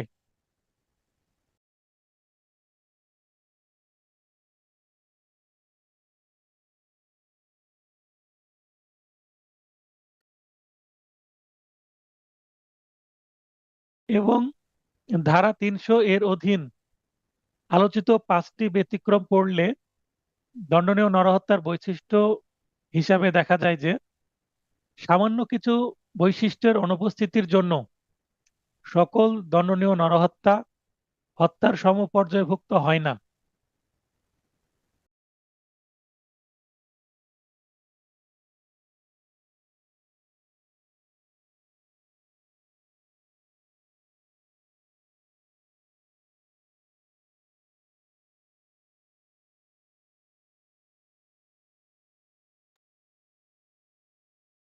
And দুঃখিত, রাতের খাবারের পরে, মানে খাবারের পরে সঙ্গে সঙ্গে আমি বেশি পানি খাই না, 1 ঢোক পানি খাই, মানে পানি পান করি 1 ঢোক। তো পানি পান না করার কারণে একটু জড়তা চলে আসছে। আচ্ছা, আবার ট্রাই করি, না হলে প্রয়োজনে পানি পান করে এসে ক্লাস নিতে হবে। দুঃখিত অনাকাঙ্ক্ষিত সমস্যার কারণে। তাহলে সামান্য কিছু বৈশিষ্ট্যের অনুপস্থিতির জন্য সকল দণ্ডনীয় নরহত্যা হত্যার সমপর্যায়ভুক্ত হয় না, মানে বৈশিষ্ট্য কিছু কমে গেলে সেটার মার্ডার থাকে না, জাস্ট কালপেবল হোমিসাইডই থাকে। তাহলে বস্তুত পক্ষে বা প্রকৃতপক্ষে অপরাধমূলক নরহত্যা বা কালপেবল হোমিসাইড পেনাল কোডের অপরাধগুলোর ভেতরে একটি নির্দিষ্ট অপরাধ, কিন্তু তার একটি শাখা হলো মার্ডার। সূচনা দিয়ে দিলাম। এরপরে আমরা অন্যভাবে বলা যায় যে এর দুইটি সুনির্দিষ্ট শাখা হলো, একটা হত্যার সমপর্যায়ভুক্ত দণ্ডনীয় নরহত্যা মানে culpable homicide amounting to murder. এই যে এখানে ইজ মার্ডার নট মার্ডার না দিয়ে আমি এই ল্যাঙ্গুয়েজটা ইউজ করছি, একই বিষয়। উপরে যেটা আছে সেটাও এখানে ইউজ করতে পারবেন, ইজ মার্ডার অ্যামাউন্টিং টু না দিয়ে, হত্যার সমপর্যায়ভুক্ত এমন দণ্ডনীয় নরহত্যা, অর্থাৎ হত্যার সমপর্যায়ভুক্ত নয় এমন দণ্ডনীয় নরহত্যা। আর উপরেরটা হচ্ছে মার্ডার, আর এটা হচ্ছে নট মার্ডার, অর্থাৎ culpable homicide not amounting to murder. এই ল্যাঙ্গুয়েজও ইউজ করা যাবে, একই বিষয়। নিম্ন হত্যার সমপর্যায়ভুক্ত নরহত্যা এবং হত্যার সমপর্যায়ভুক্ত নয় এমন নরহত্যার মধ্যে পার্থক্য আলোচনা করা হলো। এখান থেকে কিন্তু মূল প্রশ্নের উত্তর শুরু হলো। উপরে এতটুকু আলোচনা দিয়ে দিলাম আপনাদের ক্লিয়ার করার জন্য বিষয়টা। এখন এই পার্থক্য যদি 10 নম্বরের জন্য আসে, তাহলে এই যে এই মুহূর্তে যে যতটুকু সবুজ করা আছে এতটুকু আপনাকে লিখতে হবে, কারণ জাস্ট আপনি পয়েন্টগুলো লিখে এত নম্বর পাবেন না। আর যদি 5-6 নম্বরের জন্য আসে, জাস্ট পয়েন্টগুলো লিখলেই হবে। 1, অভিপ্রায়। হত্যা করার উদ্দেশ্যবিহীন বা অভিপ্রায়হীন ভাবে যদি কারো মৃত্যু ঘটানো হয় তবে তা হত্যার সমপর্যায়ভুক্ত নিন্দনীয় নরহত্যা নয়। অপরদিকে যদি হত্যার অভিপ্রায় নিয়েই কাউকে মেরে ফেলা হয় তবে তা হত্যার সমপর্যায়ভুক্ত নিন্দনীয় নরহত্যা হবে। এই যে বিষয়গুলো আগের প্রশ্নে কিন্তু অলরেডি আমরা আলোচনা করেছি, একই বিষয়। মৃত্যুর নিশ্চয়তা, তার মানে অভিযুক্ত ব্যক্তি যদি এমন দৈহিক আঘাত করে যাতে ওই ব্যক্তির মৃত্যুর সম্ভাবনা আছে, লাইকলি টু কজ ডেথ, তবে তা হত্যার সমপর্যায়ভুক্ত নয় এমন নিন্দনীয় নরহত্যা হবে। কিন্তু যদি আঘাতটি ওই ব্যক্তির মৃত্যু ঘটানোর জন্য যথেষ্ট, অর্থাৎ সাফিসিয়েন্ট টু কজ ডেথ, তাহলে একটা লাইকলি টু কজ ডেথ মানে হতে পারে, নাও হতে পারে মৃত্যু। আর সাফিসিয়েন্ট টু কজ ডেথ মানে এটা নিশ্চিতভাবে কি মারা যেতে পারে। তার মানে এখানে মৃত্যুর নিশ্চয়তা যেখানে আছে সেটা মার্ডার, আর যেখানে নিশ্চয়তা থাকবে না, মানে মৃত্যু হতেও পারে নাও হতে পারে, সম্ভাবনা। তাহলে নিশ্চয়তার বিপরীত শব্দ কি? সম্ভাবনা। তো মৃত্যুর সম্ভাবনা থাকলে সেটা জাস্ট কালপেবল হোমিসাইড। আর যদি সম্ভাবনা না, এটা নিশ্চয়তা আছে যে মৃত্যুই ঘটবে এই কাজের মাধ্যমে, তাহলে সেটা অবশ্যই কি হবে? হত্যার সমপর্যায়ভুক্ত নিন্দনীয় নরহত্যা, মানে মার্ডার। জেনে বুঝে আঘাত করা। আচ্ছা, জেনে বুঝে আঘাত করলো, যে আঘাতের ফলে একজন ব্যক্তির মৃত্যু হতে পারে, এই ধরনের আঘাত করলে সেটা কি হবে? মার্ডার হবে। আর এই আঘাতের পরে যে ফলে যে অন্য ব্যক্তি মারা যেতে পারে, এটা না জেনে যদি করে তাহলে সেটা কি হবে? Not murder. আঘাতের ধরন, এখন আঘাতের ধরন এমন যেটার মাধ্যমে একটা সাধারণ ব্যক্তি মারা যায় না, তাহলে নট মার্ডার। আর আঘাতের ধরন এমন যে মারা যাবে, তাহলে এটা মার্ডার। আমি জাস্ট মূল বক্তব্যটুকু বলে দিচ্ছি, আপনারা পড়ে নিলে বুঝতে পারবেন। উত্তেজনাবশত বা উস্কানির কারণে কৃতকার্য, তার মানে এখানে আমি চলে যাচ্ছি আবার কোথায়? 4টা পয়েন্ট আমি যে দিলাম, হ্যাঁ, এখানে যে 4টা পয়েন্ট দিয়েছি, 1, 2, 3, 4, এই 4টা পয়েন্ট দিয়েছি কোথা থেকে? 300 ধারার যে হত্যার বা খুনের বা মার্ডার যে 4টা উপাদান ছিল, সেই 4টা উপাদান থেকে কিন্তু 4টা পয়েন্ট বের হয়ে এসেছে, সেটাকে একটু এখানে মডিফাই করে লিখা। এরপর আমি চলে যাচ্ছি 5 নম্বর পয়েন্ট, তার মানে এখানে আমি চলে গেলাম ব্যতিক্রম 1-এ। ব্যতিক্রম 1-এ উত্তেজনা বিষয়টা ছিল, আমরা একটু আগে পড়লাম। তার মানে এবার ব্যতিক্রম থেকে আমরা পার্থক্যটা নিয়ে আসব। কারো দ্বারা আকস্মিক উস্কানি বা প্ররোচনার ফলে উক্ত প্ররোচনাকারীকে অভিযুক্ত ব্যক্তি তার নিজ নিয়ন্ত্রণ হারিয়ে মৃত্যু ঘটালে সেটি কি হবে? খুন হবে, মানে মার্ডার হবে। অপরদিকে কোনো প্ররোচনা ছাড়াই যদি ইচ্ছাকৃতভাবে কারো মৃত্যু ঘটানোর উদ্দেশ্য নিয়ে মৃত্যু ঘটানো হয় তাহলে তা হত্যার সমপর্যায়ভুক্ত নিন্দনীয় নরহত্যা বলে গণ্য হবে। সরি, একটু মানে ভুল হয়ে গেছে। উত্তেজনা থাকলে সেটা কি? Not murder. আর উত্তেজনা যদি ছাড়াই কাউকে যদি মানে হত্যা করে তাহলে কি? মার্ডার। এটাই একটু উল্টো হয়ে যাচ্ছিল কথাটা। আত্মরক্ষার অধিকারের সীমা অতিক্রম করে, তাহলে আত্মরক্ষার যেখানে বিষয় থাকবে এবং সেই সীমা অতিক্রম করে যদি কি করে? কাউকে খুন করে ফেলে, তাহলে সেটা কি? Not murder. আর এখানে আত্মরক্ষার বিষয় যদি না থাকে তাহলে সেটা ডিরেক্ট মার্ডার। আর আত্মরক্ষা স্বার্থে যদি কেউ কাউকে খুন করে ফেলে তাহলে সেখানে মার্ডারও হবে না, কালপেবল হোমিসাইডও হবে না, কারণ সেটা আত্মরক্ষাই তো করেছে। তাহলে সেখানে কি পাবে? খালাস পাবে। তার মানে জেনারেল যে এক্সেপশন, এর জেনারেল এক্সেপশন আছে 76 থেকে 106।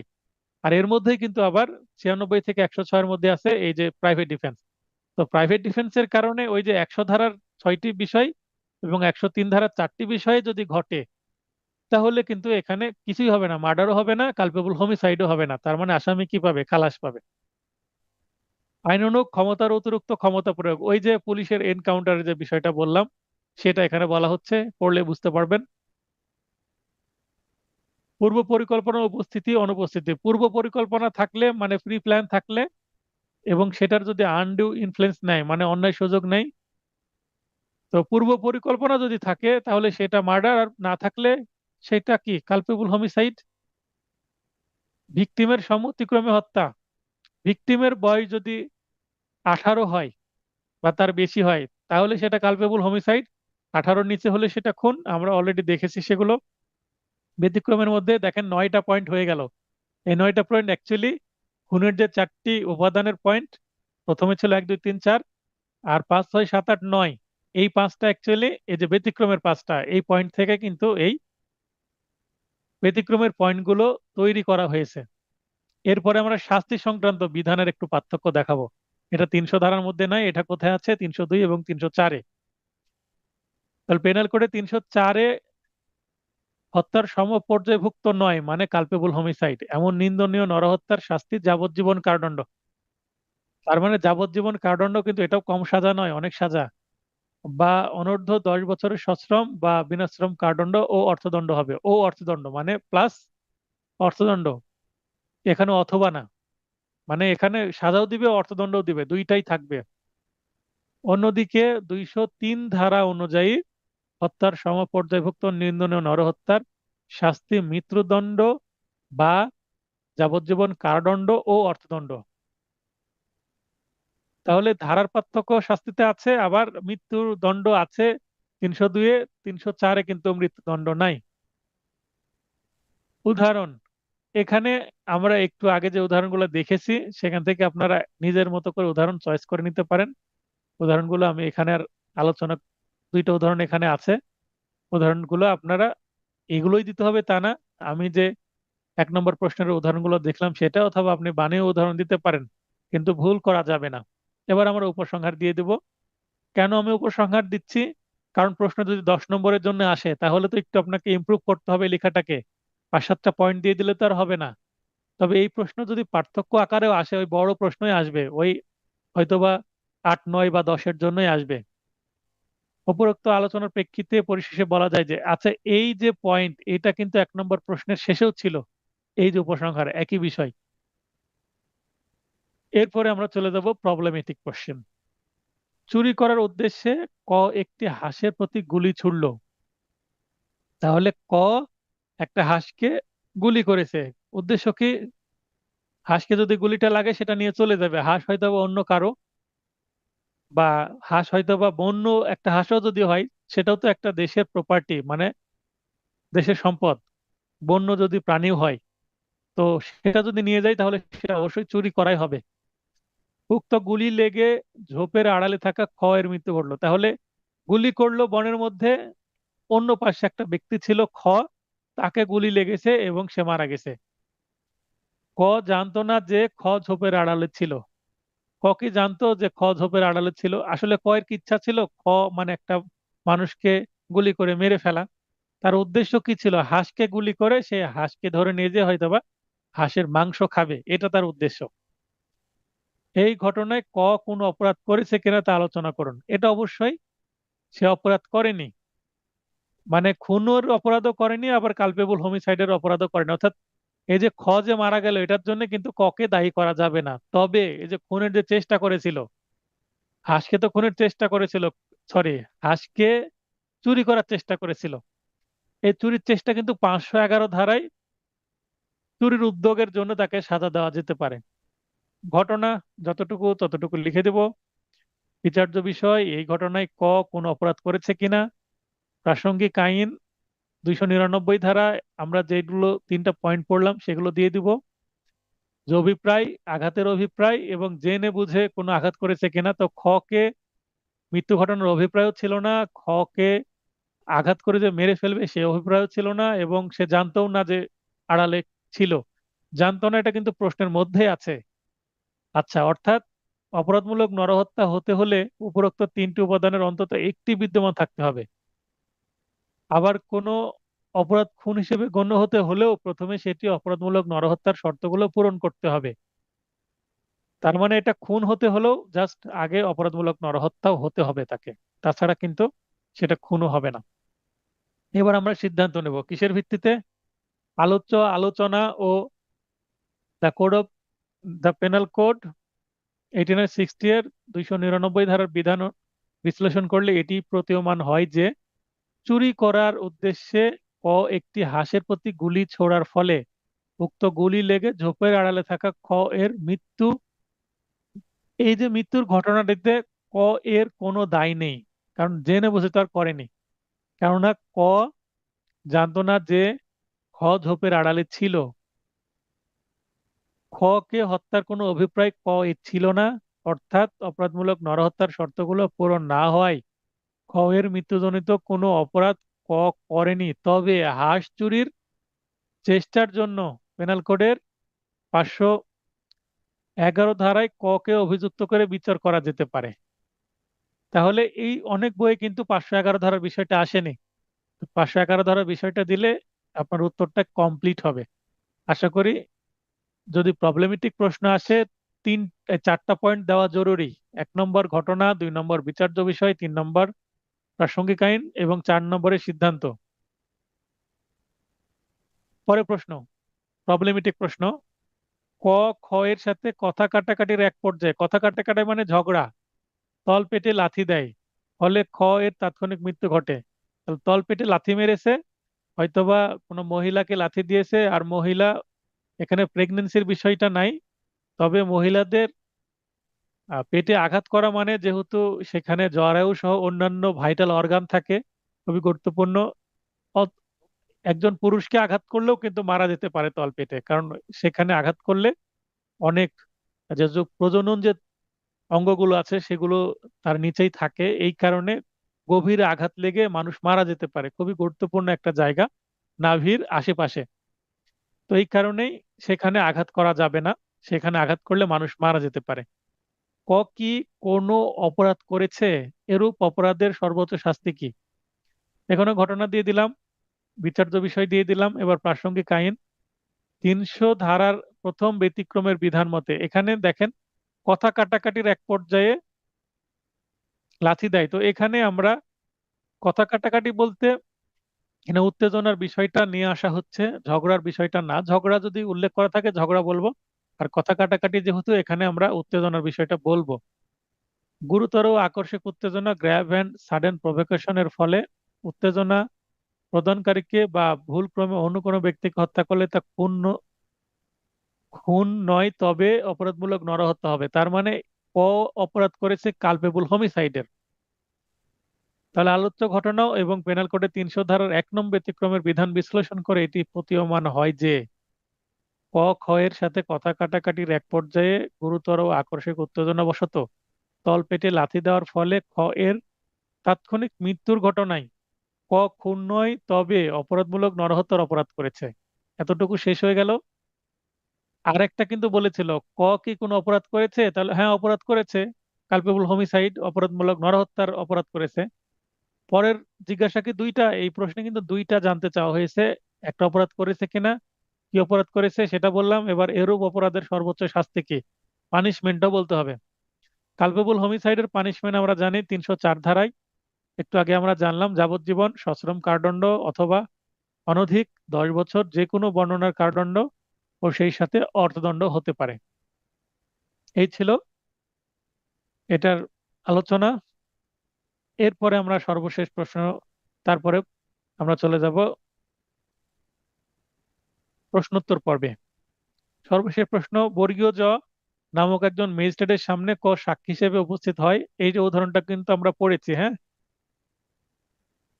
তাকে বলে যে এর সাক্ষ্যের একটি শব্দও সে বিশ্বাস করে না এবং স্বয়ং মিথ্যা সাক্ষ্য প্রদানকারী। উক্ত বক্তব্যের দ্বারা হঠাৎ উত্তেজিত হয়ে পড়ে এবং কে হত্যা করে। কি ধরনের অপরাধ করেছে? এটা কিন্তু একটা এমসিকিউ প্রশ্ন। এমসিকিউ প্রশ্নকেই আমি কিন্তু এখানে রিটেনের প্রবলেমেটিক প্রশ্ন হিসেবে উপস্থাপন করেছি। তো এখানে ঘটনাটা দিলাম, বিচার্য বিষয় ক কি ধরনের অপরাধ করেছে। তো এখানে জাস্ট একটু আগেই যে প্রশ্নটা পড়লাম 5.4, এটা 5.5-এ, তো এখানেও গুরুতর উত্তেজনার বিষয়টা আসছে। আর এখানে কিন্তু দ্বিতীয় শর্ত মতে যেটা আকস্মিক উত্তেজনাটি কোনো আইনানুগ কাজের মাধ্যমে প্রদত্ত হবে না, কারণ ম্যাজিস্ট্রেট তো তার বিচার কার্য পরিচালনা করছেন, একজন বিচারক বিচার কার্য তো পরিচালনা করবেন, এটার জন্যই তো তাকে বেতন দেওয়া হয়, এটার জন্যই তাকে নিয়োগ দেওয়া হয়েছে, তার মানে আইনানুগ কাজ করছেন। আর সেই কারণেই বলেছে আপনি মিথ্যা সাক্ষী কেন দিচ্ছেন, আপনি তো সঠিক সাক্ষী দিচ্ছেন না। আর এতে ক্ষেপে গিয়ে ম্যাজিস্ট্রেটকে খুন করে ফেলেছে, তাহলে এটা কি হবে? কালপেবল হোমিসাইড হবে না মার্ডার হবে? এটা মার্ডার হবে কিন্তু, কারণ এখানে ম্যাজিস্ট্রেট, এই কাজটা যদি ম্যাজিস্ট্রেট না করে অন্য কোনো সাধারণ ব্যক্তি করত, তাহলে কিন্তু এটা কি হতো?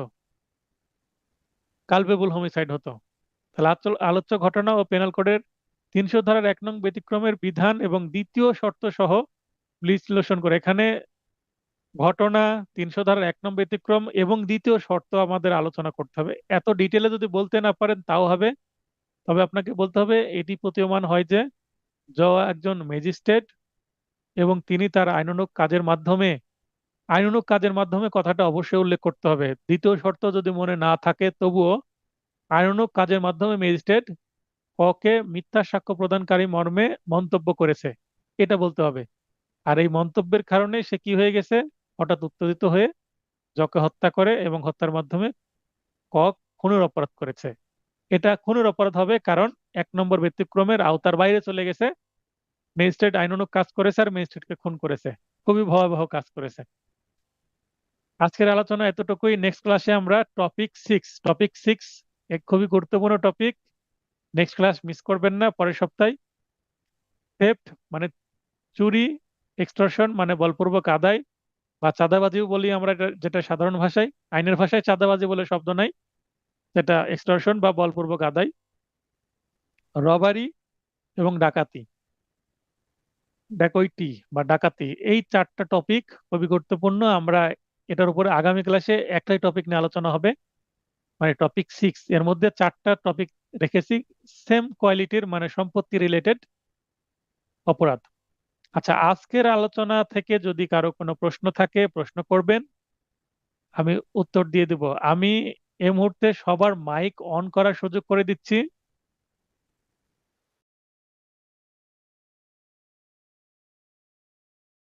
এখন আর রেজ হ্যান্ড অপশনে যাওয়ার দরকার নেই, যে কেউ যিনি কথা বলতে চাচ্ছেন তিনি তার মাইকটা অন করে কথা বলতে পারবেন। দেখবেন আপনার ডিভাইস, মোবাইল ফোন, ল্যাপটপ, যেটা দিয়ে ক্লাস দেখছেন না কেন, বাম দিকে, নিচের বাম দিকে একটা মাইক এখনো আছে, মাইক্রোফোন, সেখানে লেখা আছে আনমিউট, সেখানে টাচ করেন, আপনার মাইকটা চালু হয়ে যাবে, আপনি কথা বলতে পারবেন। তো আজকের ক্লাস বিষয়ে কোথাও যদি কোনো কনফিউশন থাকে প্রশ্ন করবেন, আমি উত্তর দিয়ে দেবো, ওই অংশটুকু আবার আলোচনা করব। আর যদি কনফিউশন না থাকে তাহলে আমি, যেহেতু আরো 8-10 মিনিট মানে ক্লাস শেষে যে সময় আছে, আমি আপনাদের প্রশ্ন করব। আচ্ছা, যেহেতু কেউ প্রশ্ন করছেন না, আমি প্রশ্ন করব। আচ্ছা, এখানে আমি সর্বশেষ যে প্রশ্নটি পড়লাম, এখানে একজন ম্যাজিস্ট্রেট আদালতে আরেকজন আসামি মানে একজন সাক্ষীকে বলছে যে আপনি মিথ্যা কথা বলেছেন। আচ্ছা, জেরা করার সময় কিন্তু আমরা কিন্তু অনেক সময় বলি, জেরা করার সময় শেষে আমরা কি বলি, সাজেশন দিয়ে, এটাকে সাজেশন দেওয়া বলে, যে আপনি মিথ্যা মামলায় মিথ্যা সাক্ষী দিলেন কেননা আপনি বাদীর আত্মীয়। পুলিশকে আবার জেরা করি যে আপনার ঊর্ধ্বতন কর্মকর্তার মামলায়, তার নির্দেশে আপনি তার মিথ্যা মামলায় মিথ্যা সাক্ষী দিলেন। পুলিশকে আমরা এই কথা বলি, আমি নিজেও বলি জেরা করার সময়, কারণ আমি সিভিল ক্রিমিনাল উভয় প্র্যাকটিস করি। তো আমিও এই সাজেশনটা দিই যে মিথ্যা মামলায় মিথ্যা সাক্ষী দিলেন, এটা একটা কমন সাজেশন যে কোনো ক্রিমিনাল মামলার ক্ষেত্রে। তা এটা তো ম্যাজিস্ট্রেট বলার আগে আইনজীবীরাই বেশি বলে। এখন এই প্রশ্নে যদি রিপ্লেস করে দিই ম্যাজিস্ট্রেটকে অ্যাডভোকেট দ্বারা, যে আহ, এখানে না দিয়ে দিলাম এ নামক একজন অ্যাডভোকেট, এভাবে শুরু করি, তার মানে ম্যাজিস্ট্রেট না হয়ে যদি এখানে অ্যাডভোকেট হয়, তাহলে এইটা কি হবে? কালপেবল হোমিসাইড হবে না মার্ডার হবে? মানে যদি আদালতের মধ্যে অ্যাডভোকেটকে যদি মিথ্যা কথা বলেছেন, এই কথা বলার কারণে যদি সাক্ষী খুন করে ফেলে, তার মানে এই ঘটনাটা জাস্ট ম্যাজিস্ট্রেটের কাছে অ্যাডভোকেটকে চিন্তা করেন আপনারা, তাহলে এটা কি খুন হবে না কালপেবল হোমিসাইড হবে? কে উত্তর দেবেন? লাইনে আসেন, এসে বলেন।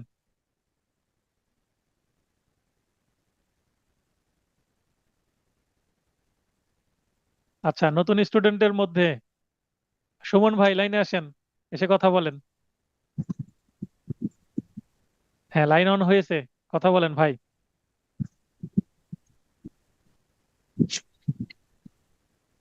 হ্যালো। আ- হ্যাঁ, আপনাকে শোনা যাচ্ছে, বলেন। আমি স্যার, ভালো ক্লাস হচ্ছে, কিন্তু এই যে প্রবলেমেটিক প্রশ্ন করছেন স্যার, এগুলো কি উদাহরণের থেকে আসে?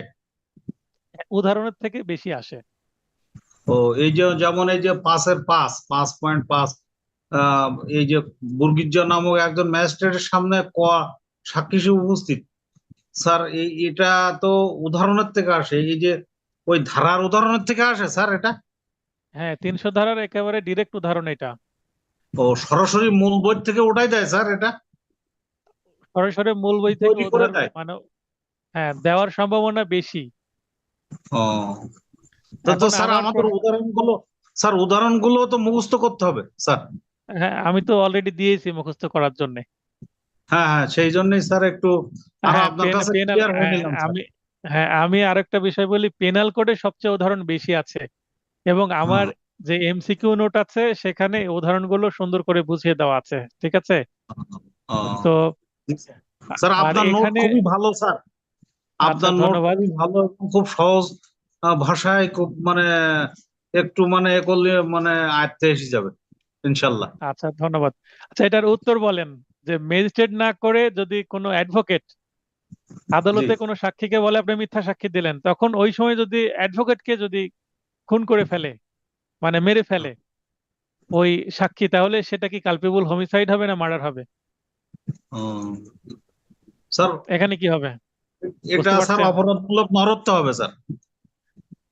আচ্ছা, এখানে খুন হবে না, কারণ এখানে ম্যাজিস্ট্রেট মানে সরকারি কর্মকর্তা, আর অ্যাডভোকেট তার সরকারি কর্মকর্তা না, এই সেন্সে বলছেন, তাই তো? ও, আচ্ছা, জি স্যার। সোহাগ ভাই, সোহাগ ভাই হাত উত্তোলন করা লাগবে না, লাইন অন করার সুযোগ সবাইকে দেওয়া আছে। জাস্ট জি স্যার, মাইক আসসালামু অন আলাইকুম। করে কথা বলেন। ওয়ালাইকুম আসসালাম, কেমন আছেন? অনেকদিন জি পর স্যার, আলহামদুলিল্লাহ হারিয়েছিলেন ভালো। দেখছি। স্যার আছি ভালো। স্যার এটা মনে হচ্ছে আচ্ছা। স্যার খুন হবে, কারণ এখানে বলা হয়েছে যে উত্তেজনাটি কোনো আইনানুগ কাজের মাধ্যমে প্রদত্ত হলে। তো এখানে তো অ্যাডভোকেট, তো এটা একটা একটা আইনানুগ কাজ। তো সেই ক্ষেত্রে তো আমার মনে হচ্ছে যে এটা খুন হবে স্যার। আচ্ছা, অ্যাডভোকেট যে আইনানুগ কাজ করছে, এইটা আপনি কিভাবে বলছেন বলেন, সেটা ব্যাখ্যা দেন। অ্যাডভোকেট যেটা করছে এটা আইনানুগ কাজ কিভাবে, সেটা বলেন। তো জেরা করাটা তো সাক্ষ্য আইনের মধ্যে আইনানুগ কাজ হিসেবে গণ্য হয়। হ্যাঁ, সেটাই আমি মিন করছিলাম। তাহলে অ্যাডভোকেট কিন্তু সেখানে দাঁড়িয়েছে প্রপার একটা ওকালতনামা দিয়ে, তার মানে তার পাওয়ার আছে সেই মামলায় কথা বলার জন্য। এবং এই যে জেরা করার যে বিধান, এটা সাক্ষ্য আইন অ্যাডভোকেটকে দিয়েছে। তাহলে এখানে জি। অ্যাডভোকেট, সেটা পিপি হোক, এপিপি হোক, বা একজন সাধারণ অ্যাডভোকেট হোক, আমি যেমন এপিপি বা পিপিও নই, আমি একজন সাধারণ আইনজীবী, মানে সরকারি আইনজীবী না, আমি ব্যক্তিগত আইনজীবী, আমি ব্যক্তিগতভাবে মামলা পরিচালনা করি সবার। তো এখানে আমি যদি জেরা করি, তো এখানে আমার প্রতি যদি আঘাত আসে বা আমাকে কেউ হত্যা করে ফেলে, তাহলে এটা অবশ্যই কি হবে, ম্যাজিস্ট্রেট যেমন, ম্যাজিস্ট্রেটকে করলে যেমন খুন হবে, আমাকে করলেও হবে। কারণ আমি আমার পেশাগত দায়িত্ব পালন করার ক্ষেত্রে কিন্তু এই আঘাতের শিকার হলাম। ক্লিয়ার বিষয়টা? একটু আগে সুমন ভাই একটু কনফিউশনের শিকার হচ্ছিলেন, আশা করি ক্লিয়ার হলো। সুমন ভাই লাইনে আছেন তো মনে হয়। জি জি স্যার। স্যার এবার মোটামুটি ক্লিয়ার হলেন এবার আপনি? হয়েছে, ক্লিয়ার হয়েছে। এবার ক্লিয়ার হলেন? আচ্ছা, জি। এইভাবেই ক্লিয়ার গুলো হতে হবে এখানে। এই প্রশ্নের উত্তর আপনি যতই লিখেন, শেষে যদি যে লিখেন যে এটা কি হবে কালপেবল হোমিসাইড, তাহলে কিন্তু জিরো দিয়ে দিব। আর আপনি হ্যাঁ। যদি মূল জায়গাটা বলতে পারেন যে এটা কি হবে, এটা খুনই হবে, কারণ অ্যাডভোকেটও তো পুনর। তার আইনানুগ কাজই করছিলেন, তাই নয় কি? জি স্যার। জি স্যার। তো জি স্যার। তো এইটা বুঝে উত্তর করতে হবে। প্রবলেমেটিক প্রশ্ন অনেকটা অঙ্কের মতন। একটা অঙ্কের উত্তর যদি 10 হয়, আপনি কোনোভাবে যদি 10 মিলিয়ে দেন এবং হ্যাঁ। পদ্ধতি যদি সঠিক হয়, 5-এ 5ই পাবেন, যদি জি 5 স্যার। নম্বরের প্রবলেমেটিক প্রশ্ন হয়। আর জি স্যার। আমিও তাই দিই, 5-এ 5ও দিই। কিন্তু আপনি যদি খুব ভালো লেগেছেন মূল জায়গাতে, মানে উত্তর যে 10 অঙ্কের 10 মিলাতে পারেননি, তাহলে কি ওই অঙ্কে কি 10 মানে নম্বর কি 1 নম্বরও পাওয়া যাবে? জিরো দিয়ে দিবে না যদি উত্তর না জিরো মিলে? জিরো, জি স্যার। না তো মিললে এরকম, জিরো স্যার। তো সিদ্ধান্ত যদি ওলট পালট দেন তাহলে তো জিরো পাওয়া যাবে। তো জি এই স্যার, জায়গায় জি। খুবই সতর্ক হতে হবে, ঠিক এবারে আছে? একটু হয়েছে, মানে মোটামুটি আর কি হ্যাঁ, তো আমি আমি সবাইকে বলবো আপনারা প্রশ্ন করবেন, কনফিউশন থাকলে প্রশ্ন করবেন, প্রশ্ন করে ক্লিয়ার করে নেবেন। আমি প্রশ্ন করার আগে আপনারা আমাকে প্রশ্নবিদ্ধ করবেন। স্যার আপনারা 107 পেমেন্ট, নম্বর পৃষ্ঠায় একটু কারেকশন ছিল একটু স্যার। ওইটা আপনি কাইন্ডলি একটু মেসেজ করে দিবেন, ঠিক আছে? জি আমাকে স্যার। একটু হোয়াটসঅ্যাপে কাইন্ডলি মেসেজ করে দিবেন, আমি ওটা কারেকশন করে আমি পাঠিয়ে দেবো। হয়তো বা কোনো বানানগত ভুল টুল থাকতে পারে, এরকম হতে পারে। তো ঠিক আছে, আর কোনো কারো প্রশ্ন আছে? যেহেতু কেউ প্রশ্ন করছেন না, অতএব আমি ক্লাসটি শেষ করি। দীর্ঘ ক্লাস হলো, আশা করি নেক্সট ক্লাস থেকে এত দীর্ঘ ক্লাস হবে না। আজকের ক্লাসটা আসলে ডিমান্ড করে এত সময় নেওয়ার, কারণ খুবই জটিল একটা টপিক। এই 300 ধারা কালপেবল হোমিসাইড মার্ডার আসলে জটিল টপিক। তো এখানে যেহেতু একটু সময় ডিমান্ড করে, তাই একটু আমি গুরুত্ব দিয়ে বারবার রিপিট করে করে বোঝানোর চেষ্টা করলাম। আবারও শেষ কথা বলি যে কালপেবল হোমিসাইডের সংজ্ঞা দেওয়া আছে 299 ধারায়। এটা আমরা মনে মনে ভাববো এটা কালপেবল হোমিসাইড না, এটা জাস্ট হোমিসাইড, মানে এটা হত্যা। এবং আমরা 300 ধারার মধ্যে কালপেবল হোমিসাইড এবং মার্ডারের আসল তথ্যগুলো পাবো। তাহলে মার্ডার হতে হলে 4টি উপাদান ম্যাচ করতে হবে, থাকতে হবে। আর কালপেবল হোমিসাইড হতে হলে এই 4টি উপাদানের বাইরে এসে 5টি ব্যতিক্রমের আওতার মধ্যে আসতে হবে। তাহলেই সেটা কালপেবল হোমিসাইড, নট মার্ডার। আশা করি আরেকবার রিভিশন করে দিলাম, যেন ভুল না হয়। সবার সুস্বাস্থ্য কামনা করে ক্লাসটি শেষ করছি। শুভরাত্রি।